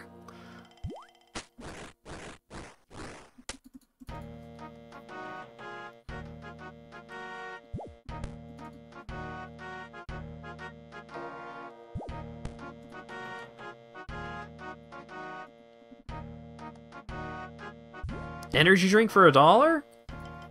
Oh, was it like Red Rain? Or some shitty energy drink like that? Tasted exactly like you'd expect a dollar energy to drink. Yeah. Dollar energy drink to taste, rather. Yeah, I had gotten Red Rain for... I had gotten, like, a big-ass bottle of Red Rain for super cheap, like $1 for, like, a big bottle of it. And I just gradually sipped at it for over the course of several days, and it was not good. Intense brand. Oh, it's on brand. It's like N tense. So when you are tense, N, you have a drink. Pennies dissolved in cherry Kool-Aid. Yeah, that sounds about right. For $1 energy drink, not for you.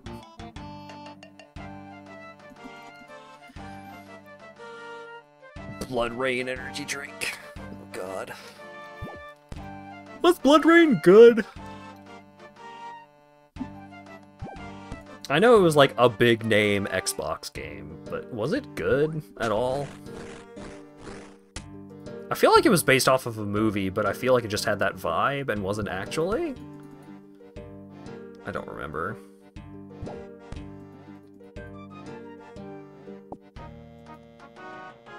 The movie was based off the game. Ah.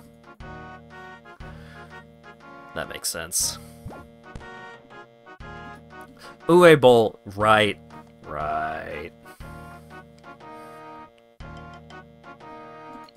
It was of that era. Calling it a movie is being generous.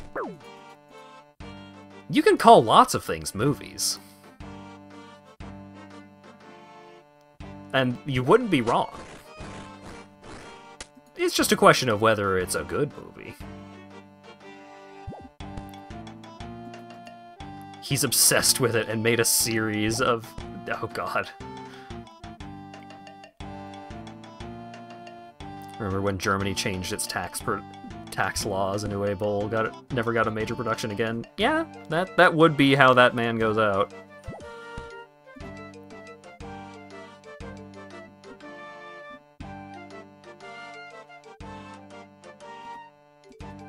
Well, now I'm thinking about, like, God, I had a fucking, just a couple of leaps of logic there, from, like, movie tie-in games and that kind of thing. And then,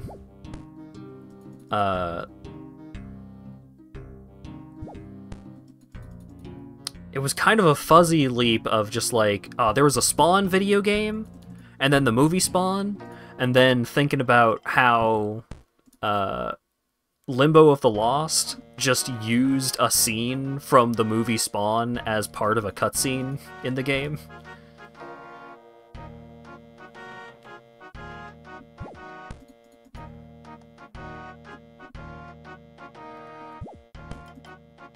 Limbo of the Lost is an incredible video game.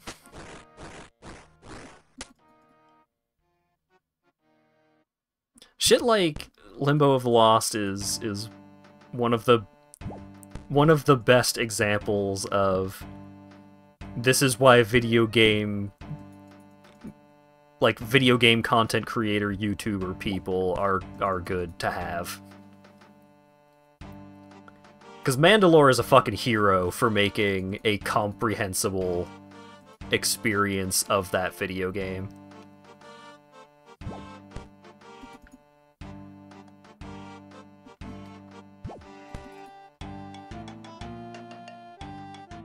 Limbo of the Lost, Mystery of the Druids, fucking Anonymous Agony. Good lord.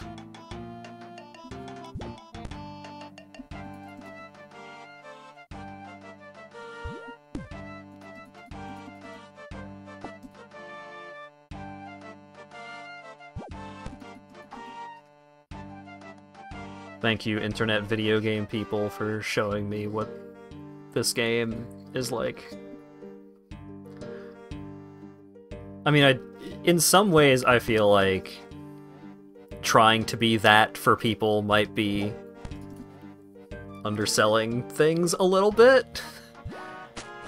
I feel like some people would say to me that is underselling the content that you create if I were to refer to myself as just a method, like a vehicle for experiencing a video game that people would not play otherwise, but I do enjoy being that. Because Chip and Ironicus, like, Chip Cheesem is one of my fucking content creation heroes in terms of his primary goal is not just entertainment, but to share a game with people. And I want to do that, because I love video games. And I like when people get to experience video games, and I know a lot of people just don't have it in them to play all of the video games that they are interested in. And some people are just like, I just watch this guy's streams anyways, and I didn't give a shit about this game, and then, oh, this game's really cool, actually. Great.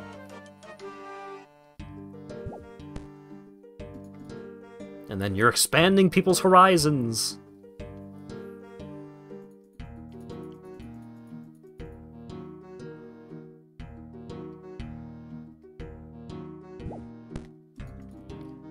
After retiring in 2016 to become a restaurateur, Ball returned to filmmaking in 2022. First Shift is an upcoming American crime drama written, directed, and produced by Uwe Boll. Oh no.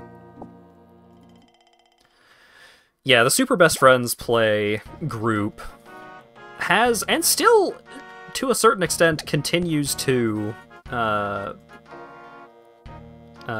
be a great in for certain games and certain kinds of games.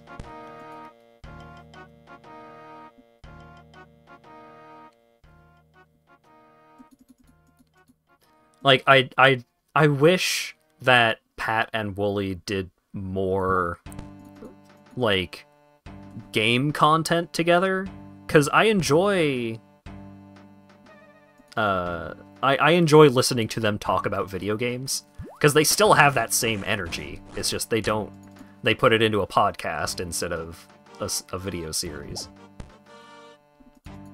And you know, for as sad as it is that group broke up over time, I do like, they still have that same energy, because you could tell that, especially between Pat and Wooly, like, they were not really putting on a show after a certain point. Like, that's just what they're like. And so when you get them showing off games that they enjoy or games they think are interesting and seeing their experiences, I feel like that kind of content, also 900 laps, woo! I feel like that kind of experience is really valuable in in discovering new games and new types of games that you wouldn't be interested in otherwise.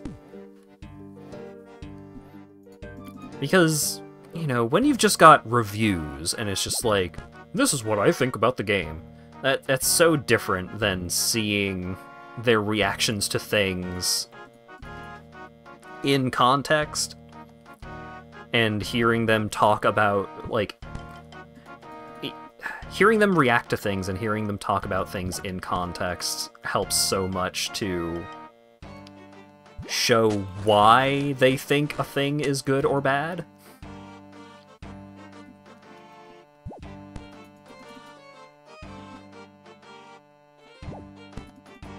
Best friends got you into Monster Hunter? Yeah. I still want to try, oh god,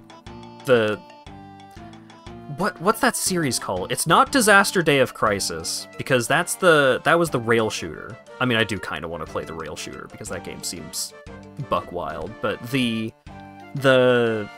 series where you're just playing like a person, just a regular everyday person in these disaster survival scenarios, and like you've got a backpack which is like a 3D inventory screen that you store, like you manage your inventory by playing like 3D Tetris with water bottles and stuff like that. What was that series called?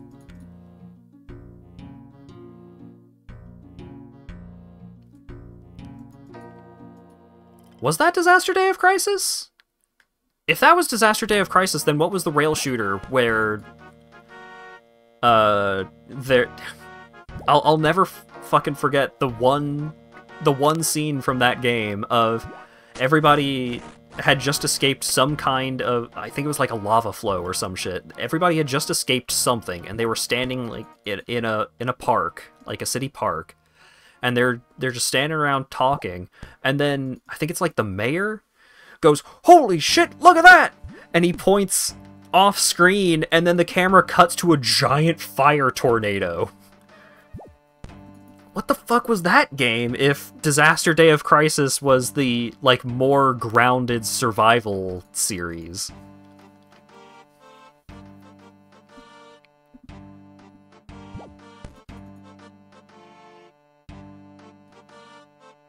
Wow, what? You don't know what I'm talking about? Oh my god.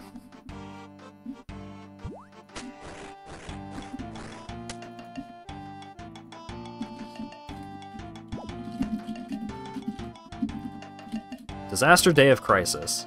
No, that is the game that it was a Wii game, and it had like waggle the Wiimote and the nunchuck to sprint away from a giant tsunami, and it had like tilt control driving across a bridge as it is being completely obliterated by a big stupid tsunami, and like you're fighting, like, paramilitary dudes that are trying to get a nuke out of the city because they want to, like, do terrorist stuff with the nuke, and it's just like, ah, shit, we can't do the terrorist stuff with the nuke because this city is undergoing every natural disaster at the same time. That's the one that's just, like, super bonkers gonzo. What was the more reasonable survival game?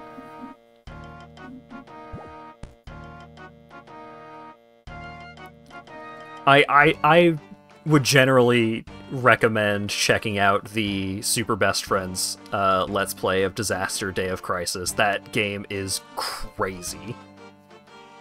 I don't know how much effort it would be for me to try and stream that myself, because it does seem like a fun video game, but that Let's Play, like, that game is nuts. Disaster Report! Yes! Yes, yes, yes. Yes, thank you! Disaster Report is the series that I was thinking of.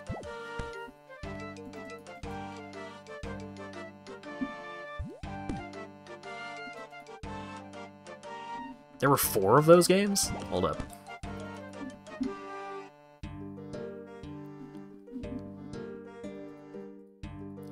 Released in the PAL region as SOS, The Final Escape.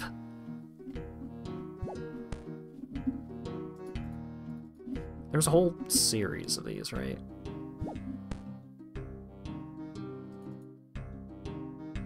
Development for the 4th game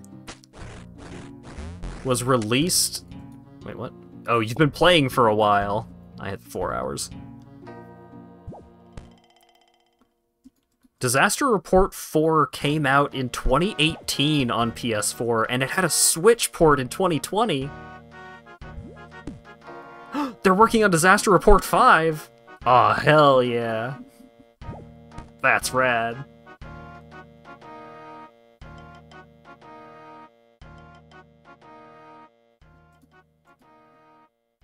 Kaiju number 8 is going to be the first anime that broadcasts on Twitter. Huh? Why? For what purpose?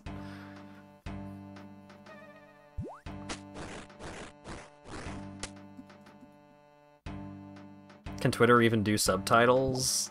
I am unsure. Maybe. I don't think it'll do automatic subtitling, but it may support subtitles that are... Hey! 60 agility! Huzzah!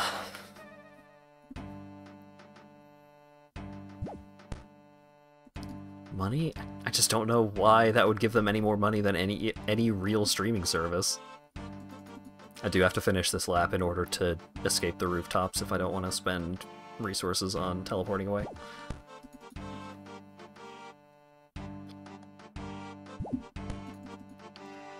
Let's go get my Graceful set.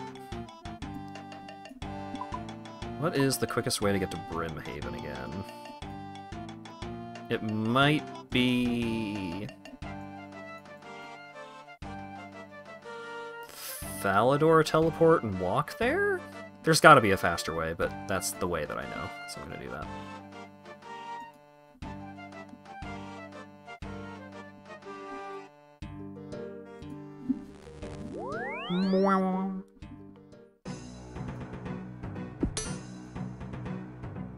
I didn't mean it. I'm sorry. I accidentally punched a guard in the face.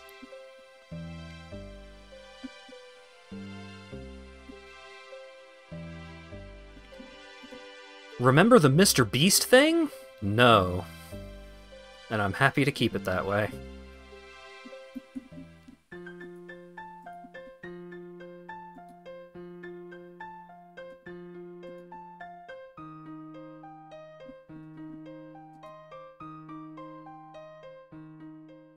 What? Why you sculled walking through Taverley? The only amount of Mr. Beast that I would ever want to be aware of, I think, is Simple Flips and his friends going funny Mr. Beast, and then me copying them doing that gag.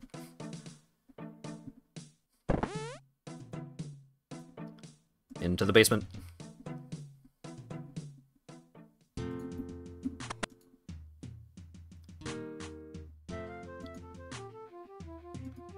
Grace. I require your set. Alright, so I have the top. I need the cape, the hood, the legs, the gloves, and the boots.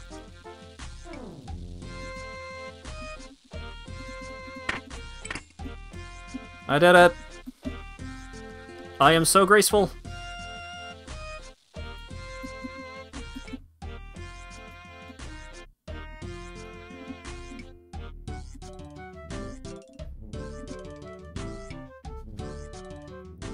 100% run energy in only a little over 3 minutes.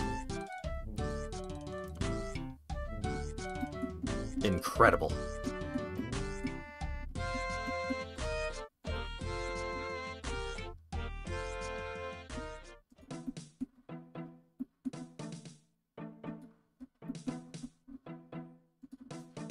Well, now what do I do with myself? The shaders are not completed. So, what's a man to do?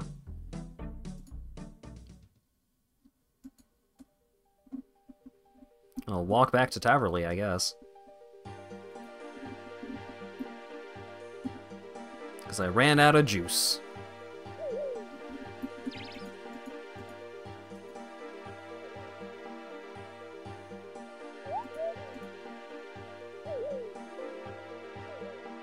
They're gonna be looking for people with incomplete shaders. Couldn't be me. And yet, it is me. For the foreseeable future.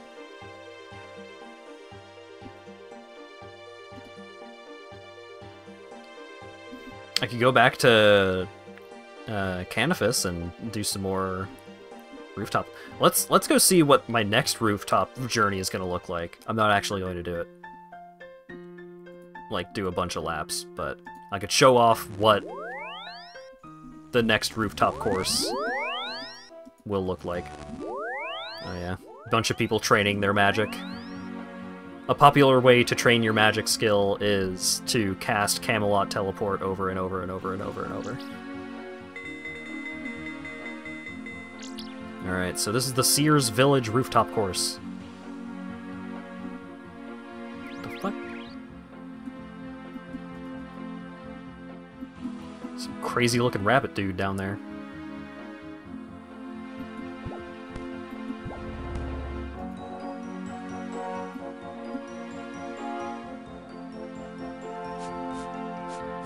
Oh! Alright, and then up here. And over here.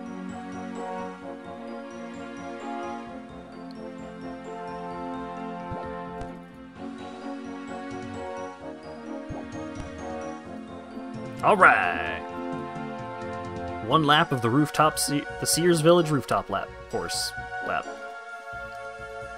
And I completed a hard task in the Kandarin area. My achievement diary has been updated. Hell yeah.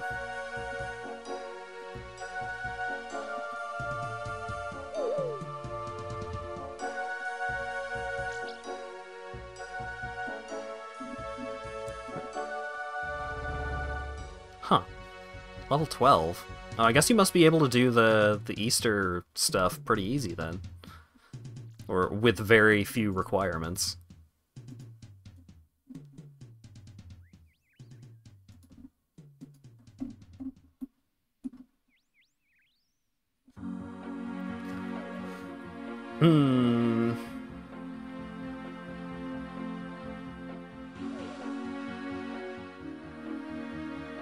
I could do something else until these fucking shaders are complete.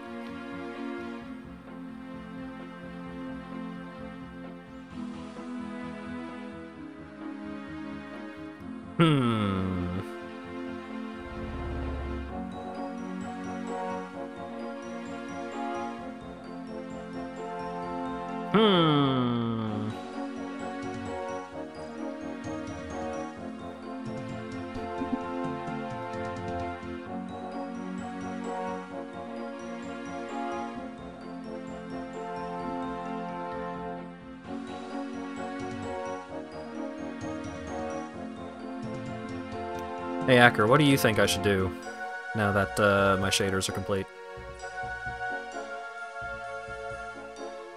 Here. I think what you should do is overlay what madness is happening. What, your cool DVD logos? My computer might be crying. What? Oh, have you just got a lot of them overlaid? I do have like at least like 12 different Firefox windows open, and all of them having this up I think might be breaking. Yeah, that does seem like a bad idea.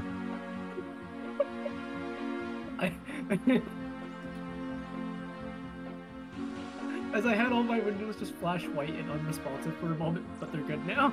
Maybe it's fine.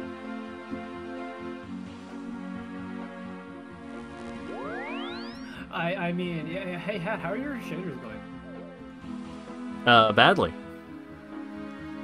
Damn, still nothing for Dragon's Dogma? I can't believe that game does that.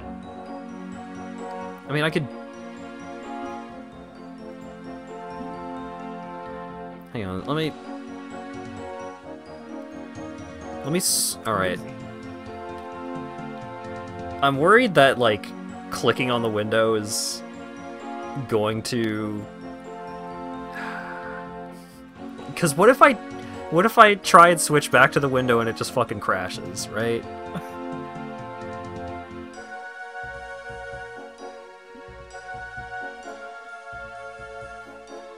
Alright. I'm gonna switch back to Dragon's Dogma and see if